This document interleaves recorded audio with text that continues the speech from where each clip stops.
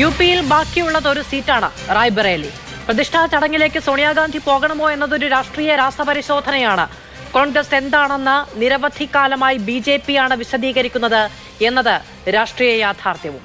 League മുന്നോട്ട് വെച്ച തിരിച്ചറിവിന്റെ വിശാല രാഷ്ട്രീയ കാഴ്ചപ്പാട് കേരളത്തിലെ പിരിമുറുക്കത്തിന് അയവുണ്ടാക്കിയിരിക്കുന്നു.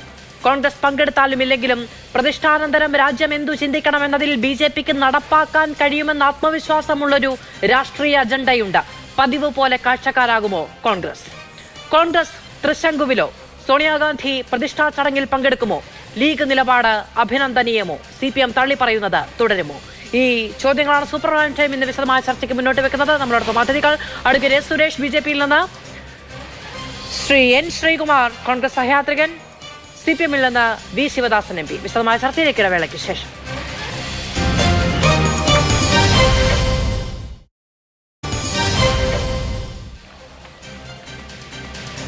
സ്വാഗതം വിശദമായ ചർച്ചയിലേക്ക്. ശ്രീ N. ശ്രീകുമാർ, സോണിയാഗാന്ധി ജനുവരി 22-ന് അയോധ്യയിലെത്തും എന്നുള്ളതാണ് നിലവിൽ നമുക്ക് ലഭിക്കുന്ന വിവരം.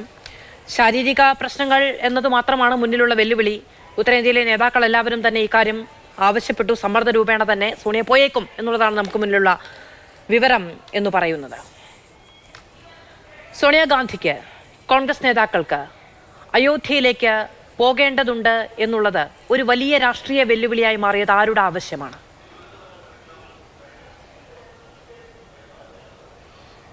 ശ്രീമതി മാധു, അയോധ്യ ട്രസ്റ്റ് ഒരു ക്ഷണക്കത്തയച്ചു ആ ക്ഷേത്ര പരിപാടിയുടെ പ്രാണപ്രതിഷ്ഠാ ചടങ്ങിലേക്ക്.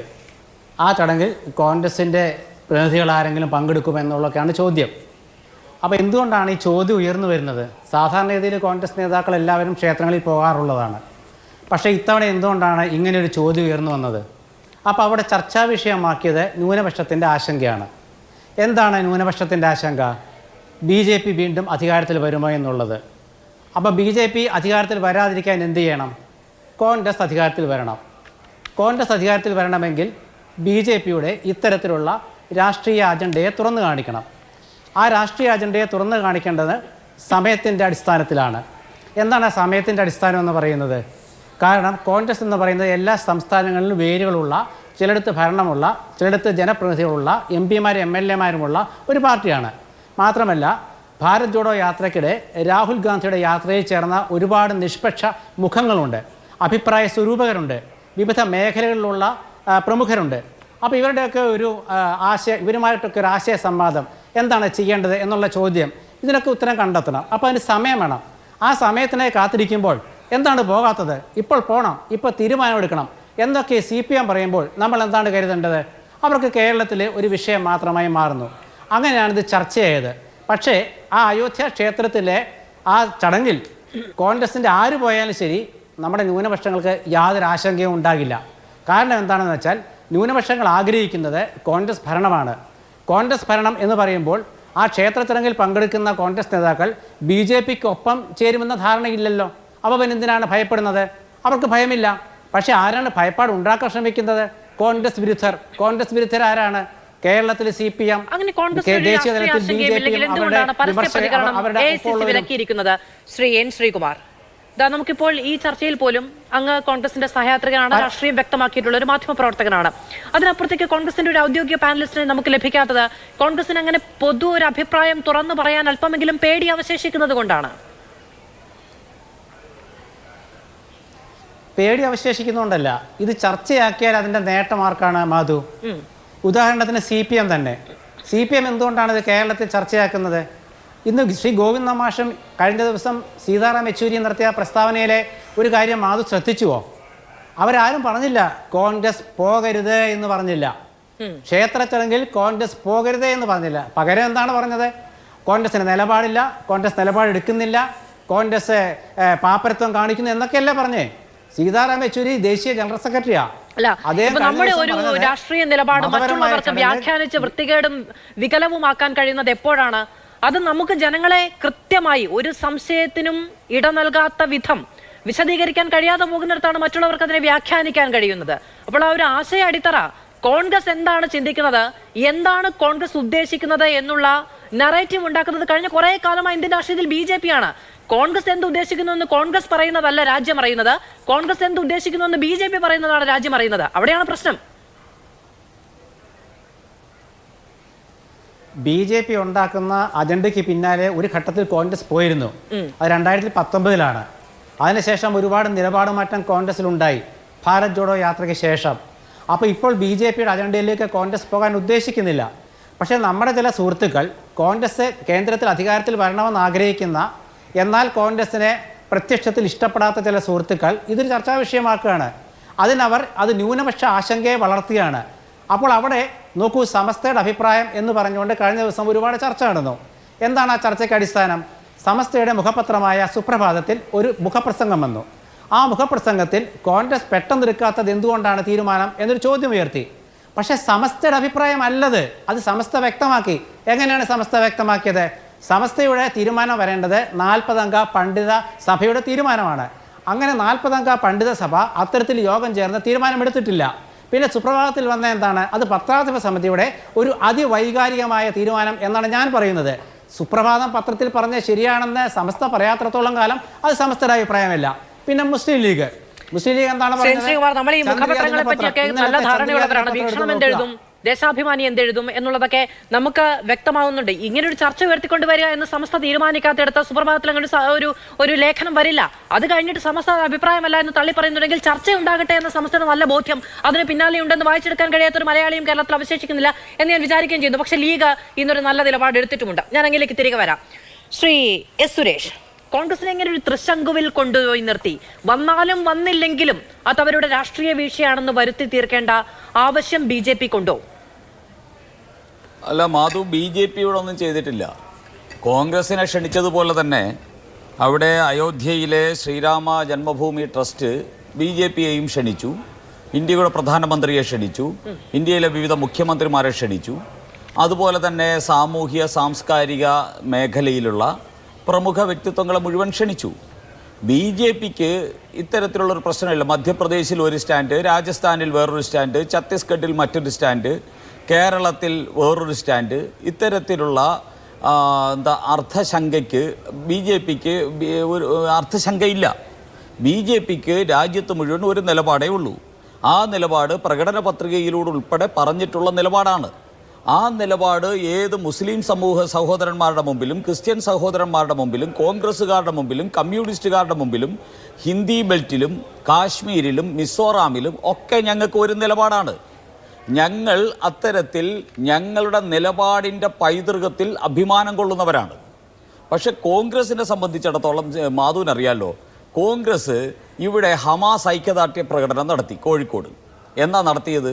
മധ്യപ്രദേശിലെ തെരഞ്ഞെടുപ്പ് കഴിഞ്ഞതിന് ശേഷം, മധ്യപ്രദേശിൽ പരസ്യ പ്രചാരണം കഴിഞ്ഞതിന് ശേഷമാണ് ഹമാസ് ഐക്യദാർഢ്യ സമ്മേളനം. അത് ഹമാസ് അല്ലേ, പാലസ്തീൻ ഐക്യദാർഢ്യം പ്രഖ്യാപിക്കേണ്ട ആവശ്യം എന്തിനാണ്? യുദ്ധം കെടുതി അവസാനിപ്പിക്കണമെന്ന് ആവശ്യപ്പെടുന്നത് ഹമാസിനുള്ള അനുകൂലാവസ്ഥയല്ല എന്നാണ് ഞാൻ മനസ്സിലാക്കുന്നത്. ഹമാസ് ഐക്യദാർഢ്യ സമ്മേളനം പോലും മധ്യപ്രദേശിലെ പരസ്യ പ്രചാരണം കഴിഞ്ഞിട്ട് നടത്താൻ തീരുമാനിച്ച അന്തസ്സില്ലായ്മയും, വേറെ ഭാഷയാണ് കേരളത്തിൽ പറയേണ്ടത്, പക്ഷെ അത് ഞാൻ പറയുന്നില്ല. കാരണം ബഹുമാനായ ശ്രീകുമാറിൻ്റെ പോലെയുള്ള ഒരു പരിണതപ്രജ്ഞനായിട്ടുള്ള കോൺഗ്രസ്സുകാരൻ ഇരിക്കുന്നത് കൊണ്ട് ഞാൻ അതിനെക്കുറിച്ച് പറയുന്നില്ല. അപ്പോൾ ഇത്തരത്തിലുള്ള നീചമായ നിലപാടെടുത്ത് ജനങ്ങൾ, ഇവിടുത്തെ മുസ്ലിങ്ങളെ പറ്റിക്കാനുള്ള ഒരു നിലപാട്, അവിടുത്തെ ഹിന്ദുവിനെ പറ്റിക്കാൻ മറ്റൊരു നിലപാട്, മിസോറാമിലെ ക്രിസ്ത്യാനിയെ പറ്റിക്കാൻ മറ്റൊരു നിലപാട്, ഇങ്ങനെ മതവിഭാഗങ്ങളെ പറ്റിക്കാനുള്ള നിലപാടാണ് തങ്ങളുടെ മതേതര നിലപാട് എന്ന് കാലാകാലങ്ങളിൽ കാണിക്കുന്ന കോൺഗ്രസിനാണ് പ്രതിസന്ധി. അല്ല, പക്ഷേ വി മുരളീധരൻ പറഞ്ഞത് അയോധ്യയിലെ രാമക്ഷേത്ര പ്രതിഷ്ഠയ്ക്ക് ക്ഷണം കിട്ടിയിട്ടും പ്രതിപക്ഷ പാർട്ടികൾ പങ്കെടുക്കാതിരിക്കുന്നത് ഭൂരിപക്ഷ സമുദായത്തോടുള്ള അവഹേളനം എന്നാണ്. അപ്പോൾ അങ്ങനെ പറയാൻ വേണ്ടിയിട്ടാണ് ഈ പ്രശ്നങ്ങളൊക്കെ ഉണ്ടാക്കുന്നത്. മാത്രമല്ല, അദ്ദേഹം തന്നെ അതിനിടയിൽ പറഞ്ഞത് പലസ്തീൻ റാലി എന്നാണ് കേട്ടോ, ഹമാസ് റാലി എന്നല്ല അദ്ദേഹം ഉപയോഗിച്ചത്. അദ്ദേഹം ഒരു കേന്ദ്രമന്ത്രി സ്ഥാനത്ത് ഇരുന്നു കൊണ്ട് പറഞ്ഞത് പലസ്തീൻ റാലി എന്നുള്ളതാണ്. അപ്പോൾ BJPക്ക് എന്താണ് അതിൽ ഉത്തരവാദിത്വം എന്ന് ചോദിക്കുന്ന സമയത്ത് അങ്ങ് പറയുന്നത് BJPക്ക് അല്ല എന്നാണ്. പക്ഷെ BJPയുടെ ഏറ്റവും പ്രധാനപ്പെട്ട നേതാവ്, കേരളത്തിൽ തന്നെ തലയെടുപ്പുള്ള ഏറ്റവും പ്രധാനപ്പെട്ട നേതാവ് പറയുന്നത് അത് ഭൂരിപക്ഷത്തോടുള്ള അവഹേളനമാണ് എന്നാണ്. അപ്പോൾ കോൺഗ്രസിനെ ഒരു തൃശങ്കുവിൽ കൊണ്ടുപോയി, ഒരു വിശ്വ സർക്കിളിൽ കൊണ്ടുപോയി നിർത്തണം എന്നൊരു ആഗ്രഹം, രാഷ്ട്രീയമായ ആഗ്രഹം നിങ്ങൾ പ്രകടിപ്പിക്കുന്നുണ്ട്. മാധു, അത് കോൺഗ്രസിൻ്റെ ഒരു സാഹചര്യമാണ്. കോൺഗ്രസ് മഹാത്മാഗാന്ധിയുടെ പാർട്ടിയുമായിട്ട് ഇന്നത്തെ കോൺഗ്രസിന് യാതൊരു ബന്ധവുമില്ലെങ്കിലും അവർ പറയുന്നത് എന്താ? മഹാത്മാഗാന്ധിയുടെ സനാതന ഹിന്ദു ആയിരുന്നു മഹാത്മാഗാന്ധി എന്ന് പറഞ്ഞ മഹാത്മാഗാന്ധിയെ ആരാധിക്കുന്നവരാണ് ഞങ്ങൾ. രാമരാജ്യം പറഞ്ഞ മഹാത്മാഗാന്ധിയെ ആരാധിക്കുന്നവരാണ് ഞങ്ങൾ. 1989 നവംബർ 9 ശിലാന്യാസത്തിനായിട്ട് ശ്രീരാമ ജന്മഭൂമി തുറന്നു കൊടുത്തത് രാജീവ് ഗാന്ധിയാണ്. അതോടൊപ്പം തന്നെ മധ്യപ്രദേശ് തെരഞ്ഞെടുപ്പിൽ അവിടുത്തെ കമൽനാഥ് അവിടെ ശ്രീരാമക്ഷേത്രത്തിന് കോടികൾ സംഭാവന ചെയ്യുമെന്നുൾപ്പെടെ പ്രഖ്യാപിച്ചുകൊണ്ട് ശ്രീരാമക്ഷേത്രമാണ് മധ്യപ്രദേശിലെ കോൺഗ്രസിന്റെ മുദ്രാവാക്യമായിട്ട് ഉയർത്തിയത്. ഛത്തീസ്ഗഡിൽ അതിന് അപ്പുറത്ത് ഗോശാല തുടങ്ങിയും ഗോപൂജ നടത്തിയും കോൺഗ്രസുകാർ അവിടെ ഇലക്ഷൻ പ്രവർത്തനം നടത്തി. അതുപോലെ തന്നെ രാജസ്ഥാനിലും ഇതിന് സമാനമായിട്ടുള്ള തെരഞ്ഞെടുപ്പ് പ്രവർത്തനമാണ് നടത്തിയത്. അതെല്ലാം കഴിഞ്ഞ് അവിടുത്തെ പ്രചരണം കഴിഞ്ഞിട്ട് ഇവിടെ കേരളത്തിൽ വന്ന് ഹമാസ് ഐക്യദാർഢ്യം, ഹമാസിന് വേണ്ടിയുള്ള പ്രവർത്തനങ്ങൾ. അപ്പോൾ ഈ കാപട്യം ഇന്ത്യയിലെ ജനത തിരിച്ചറിഞ്ഞതുകൊണ്ടാണ് ഇവിടെ മുസ്ലിം സമൂഹം കോൺഗ്രസിനെ വിശ്വസിക്കാത്തത്, ഹിന്ദു സമൂഹം കോൺഗ്രസിനെ വിശ്വസിക്കാത്തത്, ഇന്നലെ വരെ നട്ടല്ലായിരുന്ന ക്രിസ്ത്യൻ സമൂഹം കോൺഗ്രസിനെ കൈയൊഴിഞ്ഞത്. ഇങ്ങനെയുള്ള ഇവരുടെ കാപട്യം മനസ്സിലാക്കിയത് കൊണ്ടാണ്. ആ കാപട്യം ഇന്ത്യൻ സമൂഹത്തിന്റെ മുമ്പിൽ തുറന്നു കാട്ടപ്പെട്ടിരിക്കുന്നു എന്നുള്ളതാണ് ഇന്ന് ഇന്ത്യയിലെ കോൺഗ്രസും കേരളത്തിലെ കോൺഗ്രസും അഭിമുഖീകരിക്കുന്ന പ്രശ്നം. ഇവിടെ എൻ ശ്രീകുമാറിനോട് ഞാൻ ചോദിക്കാൻ ആഗ്രഹിക്കുന്നു, നിങ്ങൾ കോൺഗ്രസിന്റെ നേതാക്കന്മാർ എന്തുകൊണ്ട് ചർച്ചയിൽ വരുന്നില്ല എന്ന് ചോദിച്ചാൽ, കേരളത്തിൽ ഒരു കോൺഗ്രസ് നേതാവ് പോലും അന്തസ്സുറ്റ രീതിയിൽ നിന്നുകൊണ്ട് കേന്ദ്രത്തിലെ കോൺഗ്രസിന്റെ നിലപാടിനനുസരിച്ചോ കമൽനാഥിന്റെ നിലപാടിനനുസരിച്ചോ പറയാനുള്ള ആർജവും നട്ടല്ലുമുള്ള ഒരു കോൺഗ്രസ് നേതാവ് പോലും ഈ കേരളത്തിൽ ഇല്ല എന്നുള്ളതാണ് കേരളത്തിലെ ചാനൽ ചർച്ചകളിൽ കോൺഗ്രസുകാർ പേടിച്ച് വരണ്ടു ഓടി ദൂരെ എവിടെയോ പങ്കെടുക്കുന്നില്ല എന്ന തീരുമാനം വരുമ്പോൾ അങ്ങടക്കമുള്ള പാനലിസ്റ്റുകൾ ഓടി ഞങ്ങൾക്ക് ഒരു രാഷ്ട്രീയ പാർട്ടിയാണ്, ഞങ്ങൾക്ക് ഒരു ദേശീയ പ്രസിഡന്റ് ഉണ്ട്, ദേശീയ തലത്തിൽ ഒരു നയമുണ്ട്. ഞാൻ നേരത്തെ സൂചിപ്പിച്ചല്ലോ, അത് മിസോറാമിലും ആണെങ്കിലും കാശ്മീരിലാണെങ്കിലും കേരളത്തിലാണെങ്കിലും മധ്യപ്രദേശിലാണെങ്കിലും BJPക്ക് ഒരു നിലപാട്, ഒരു നയം, ആ നയം പറയണമെന്ന് പറഞ്ഞാൽ പറയും, പറയണ്ട എന്ന് വിചാരിച്ചാൽ പറയില്ല. BJPയുടെ അഖിലേന്ത്യാ പ്രസിഡന്റ് മുതൽ ബൂത്ത് പ്രസിഡന്റ് വരെയുള്ളവർക്ക് ഒറ്റ നയമാണ്. അതാണ് ഒരു ദേശീയ പാർട്ടി. രാഷ്ട്രീയ പാർട്ടി നടപ്പിലാക്കുന്ന പോലെ തന്നെയാണ് കോൺഗ്രസ് നടപ്പിലാക്കുന്നത് ചോദിച്ചു എന്നേ ഉള്ളൂ. ശരി, ഞാൻ അങ്ങനെ വരാം. ശ്രീ വി ശിവദാസൻ, ഇന്നിപ്പോൾ MV ഗോവിന്ദൻ പറഞ്ഞിരിക്കുന്നത് കോൺഗ്രസിന്റെ ഇതൊരു രാഷ്ട്രീയ പാപ്പരത്തമാണ് എന്നുള്ളതാണ്. ലീഗിന്റെ നിലപാടിനെ CPM പലപ്പോഴും പല കാര്യങ്ങളിൽ അഭിനന്ദിച്ചു ഞാൻ കണ്ടിട്ടുണ്ട്. ഈ അടുത്ത കാലത്ത് പ്രത്യേകിച്ചും ലീഗ് എടുക്കുന്ന നിലപാട് എന്താണ്? കോൺഗ്രസിന് സ്വതന്ത്രമായ ഒരു തീരുമാനം എടുക്കാമെന്ന് പറഞ്ഞുകൊണ്ട് ഈ ഗ്യാസ് ചേമ്പറിൽ നിന്ന് കോൺഗ്രസിനെ തുറന്നുവിടുകയാണ് വിശാലമായ രാഷ്ട്രീയ കാഴ്ചപ്പാടിന്റെ ആകാശത്തേക്ക്. അതൊരു നല്ല കാഴ്ചപ്പാടാണ്. കാരണം ഇന്ത്യയിലെ ആനുകാലിക രാഷ്ട്രീയം എത്രത്തോളം കലുഷിതമാണ് എന്നും കോൺഗ്രസ് അവിടെ അഭിമുഖീകരിക്കുന്ന പ്രശ്നം എന്താണ് എന്നും നിങ്ങൾ നിൽപ്പുറപ്പിച്ചിരിക്കുന്ന മതേതര ചേരിയെന്ന് നിങ്ങൾ തന്നെ വിശേഷിപ്പിക്കുന്ന ഒരു കൂട്ടായ്മയിൽ കോൺഗ്രസ് അനുഭവിക്കുന്ന പ്രശ്നം എന്താണ് എന്നും എങ്ങനെയാണ് ഈ പൊളിറ്റിക്കൽ നെറേറ്റീവുകൾ പ്രിന്റ് ചെയ്തിറക്കപ്പെടുന്നത് എന്നും നല്ല ബോധ്യമുള്ള CPM എന്തിനാണ് ഈ കേരളത്തിൽ നമുക്കറിയാം അയോധ്യയോ രാമക്ഷേത്രമോ ഒന്നും ഒരു കാലത്തും വലിയ വിളവെടുപ്പുള്ള ഒരു രാഷ്ട്രീയ വിഷയമല്ല എന്നിരിക്കെ ഇവിടെ നിന്ന് കോൺഗ്രസിനെ ഇത്രത്തോളം പ്രഷറൈസ് ചെയ്യുന്നത്? കോൺഗ്രസിനെ ഞങ്ങളെന്തിന് പ്രഷറൈസ് ചെയ്യണം? കോൺഗ്രസ് അവിടെ ശിലാന്യാസത്തിന് അനുമതി കൊടുത്തിട്ടുള്ള പാർട്ടിയാണെന്ന് നമുക്കറിയാവുന്ന കാര്യമാണ്. ഇവിടെ കോൺഗ്രസിൻ്റെ ബഹുമാന്യനായ സഹപ്രവർത്തകൻ സഹയാത്രികൻ എൻ ശ്രീകുമാർ അദ്ദേഹം ഇവിടെ പറഞ്ഞിട്ടുണ്ട്. കോൺഗ്രസിൻ്റെ ഭൂതകാലത്തെക്കുറിച്ചും സംഭാവനകളെക്കുറിച്ചെല്ലാം അദ്ദേഹം സൂചിപ്പിക്കുകയുണ്ടായി. ഞാൻ ഓർമ്മപ്പെടുത്തുന്ന കാര്യം എന്ന് വെച്ചാൽ, കോൺഗ്രസിനെ സംബന്ധിച്ചിടത്തോളം അവിടെ ഈ വിഷയങ്ങൾ ഇത്രമേൽ വഷളാക്കുന്നതിന് വേണ്ടി വലിയ സംഭാവന കൊടുത്തിട്ടുള്ള പാർട്ടിയാണ് കോൺഗ്രസ് എന്നുള്ളത് എല്ലാവർക്കും അറിയുന്ന കാര്യമാണ്. അതിൽ ഇവിടെ പറഞ്ഞത് വെച്ച് തന്നെ പറയാം, അവിടെ കർസേവ നടക്കുമ്പോൾ അവിടെ യാതൊരു വിധത്തിലുള്ള നടപടിയും എടുക്കാതെ നിലനിന്നിട്ടുള്ള ഒരു പാർട്ടിയാണ് കോൺഗ്രസ് എന്നുള്ളത് നമുക്കറിയുന്ന കാര്യമാണ്. ഞാൻ ഒരു കാര്യം സൂചിപ്പിക്കാം. സമസ്തയുടെ 40 അംഗ പണ്ഡിത സഭയുടെ തീരുമാനം വന്നിരുന്നില്ല. അതുകൊണ്ട് ഇവിടെ പത്രത്തിൽ വന്നിട്ടുള്ള മുഖപ്രസംഗത്തെ നാം ഗൗനിക്കേണ്ടതില്ല. പണ്ഡിത സഭ തീരുമാനിച്ചു പറഞ്ഞിരുന്നുവെങ്കിൽ ഞങ്ങൾ നടപ്പിലാക്കിയാനേ എന്നൊരു ധ്വനി അതിനകത്ത് വരികയാണ്, ആ സ്റ്റേറ്റ്മെന്റിനകത്ത്. അപ്പം ഞാൻ ചോദിക്കുന്നത്, അവിടെ കർസേവ നടത്തുമ്പോൾ അവിടെ ബാബരി മസ്ജിദ് പൊളിക്കുന്ന സമയത്ത് അവിടെ കർസേവകരെ തടയാതിരുന്നത് ഈ 40 അംഗ പണ്ഡിത സഭയുടെ തീരുമാനം വരാതിരുന്നത് കൊണ്ടാണോ? ഇനി രണ്ടാമത്തെ കാര്യം എന്താണ്? കോൺഗ്രസിന്റെ തീരുമാനം എടുക്കാം, പക്ഷേ ആ തീരുമാനത്തെക്കുറിച്ച് അഭിപ്രായം പറയാൻ ഞങ്ങൾക്കൊക്കെ സ്വാതന്ത്ര്യമില്ല. നിങ്ങൾ എന്തോ തീരുമാനം എടുത്തോ, പക്ഷെ അതിനെക്കുറിച്ച് ചില അഭിപ്രായങ്ങൾ രേഖപ്പെടുത്തിക്കൂടെ? ഞങ്ങളുടെ തീരുമാനം പറഞ്ഞു. ബാബരി മസ്ജിദ് തകർക്കപ്പെട്ടതിൻ്റെ രാഷ്ട്രീയം നമുക്കറിയാം. തകർത്തതിൻ്റെ ഉദ്ദേശം നമുക്കറിയാം.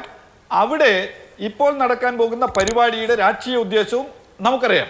ആ രാഷ്ട്രീയ ഉദ്ദേശം നടപ്പിലാക്കുന്നതിന് വേണ്ടി ജനങ്ങളെ ആകെ ദുരിതക്കയത്തിലേക്ക് എറിയുകയാണ് BJP സർക്കാർ ചെയ്യുന്നത്. നിങ്ങൾക്കറിയോ എത്രയാണ് ട്രെയിൻ സർവീസ് റദ്ദാക്കിയത്? കേരളത്തിലേക്ക് വരേണ്ടിയിരുന്ന പാവപ്പെട്ട കുട്ടികൾ ടിക്കറ്റ് കിട്ടാതെ ഡൽഹിയിൽ അലയേണ്ടി വരുന്ന അവസ്ഥാവിശേഷം ഉണ്ടായി. എത്ര ട്രെയിനുകൾ ഹിമസാഗർ എക്സ്പ്രസ് റദ്ദാക്കി, നമ്മുടെ എറണാകുളം നിസാമുദ്ദീൻ എക്സ്പ്രസ് റദ്ദാക്കുന്നു, സ്പെഷ്യൽ ട്രെയിനുകളെല്ലാം റദ്ദാക്കുന്നു. എന്നിട്ട് ആ റദ്ദാക്കിയ ട്രെയിനുകളെല്ലാം RSSന്റെ BJPയുടെ ആളുകൾക്ക് വേണ്ടി മാത്രമായി ഓടുന്നതിനുള്ള സംവിധാനം ഒരുക്കാൻ വേണ്ടിയാണ് ഇത്രേ പോകുന്നത്. റെയിൽവേയുടെ വെബ്സൈറ്റിൽ ഉൾപ്പെടെ റദ്ദാക്കിയ ട്രെയിനിനെ കുറിച്ച് പറഞ്ഞിട്ടുണ്ട്.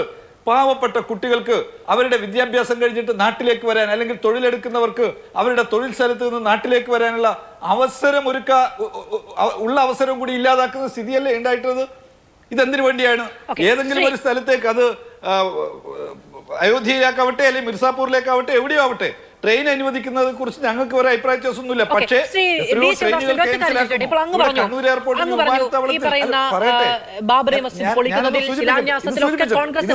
കോൺഗ്രസിന് വലിയ തോതിൽ പങ്കുണ്ടായിരുന്നു എന്ന രാഷ്ട്രീയ ആരോപണം CPM നിരന്തരമായി മുന്നോട്ട് വെക്കുന്നുണ്ട് പല സന്ദർഭങ്ങളിലും.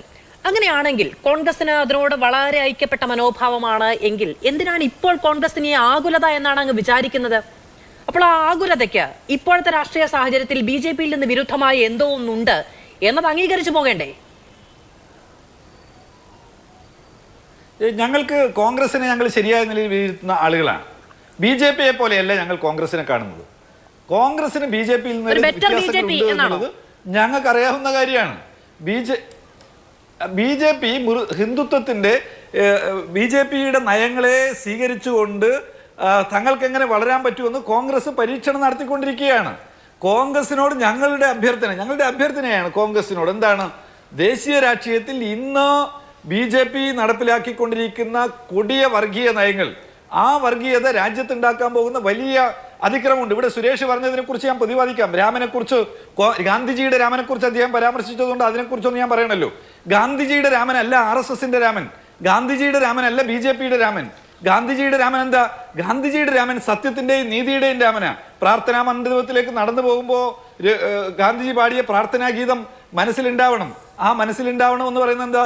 എല്ലാവർക്കും നന്മ ആശംസിക്കുന്ന മര്യാദാ പുരുഷോത്തമനായിട്ടുള്ള തൻ്റെ രാമനെക്കുറിച്ച്, സ്നേഹത്തിന്റെ രാമനെക്കുറിച്ച് പാടിയിട്ടാണ് ഗാന്ധിജി നടന്നുപോയത്.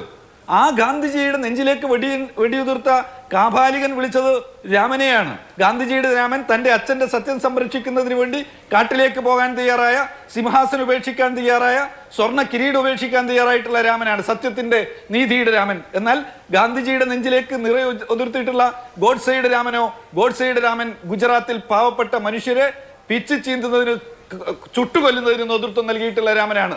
അപ്പൊ ഇന്ത്യയിൽ രണ്ട് രാമന്മാരുണ്ട്. ഒരു രാമൻ എന്റെയും നിങ്ങളുടെയൊക്കെ പല വീടുകളിൽ ഇരുന്നു കൊണ്ട് വൈകുന്നേരങ്ങളിൽ രാമനാമം ജപിക്കുന്ന അമ്മമാരുണ്ട്. ആ അമ്മമാരുടെ മനസ്സിൽ കൊലപാതകത്തിന്റെ ഏറ്റവും ക്രൂര കൃത്യങ്ങളുടെ സങ്കല്പങ്ങളല്ല, അവർ നന്മയുടെയും സ്നേഹത്തിന്റെയും സങ്കല്പമായിട്ടാണ് പോകുന്നത്. പക്ഷേ RSSന്റെ രാമൻ അങ്ങനെയുള്ളൊരു രാമനല്ല.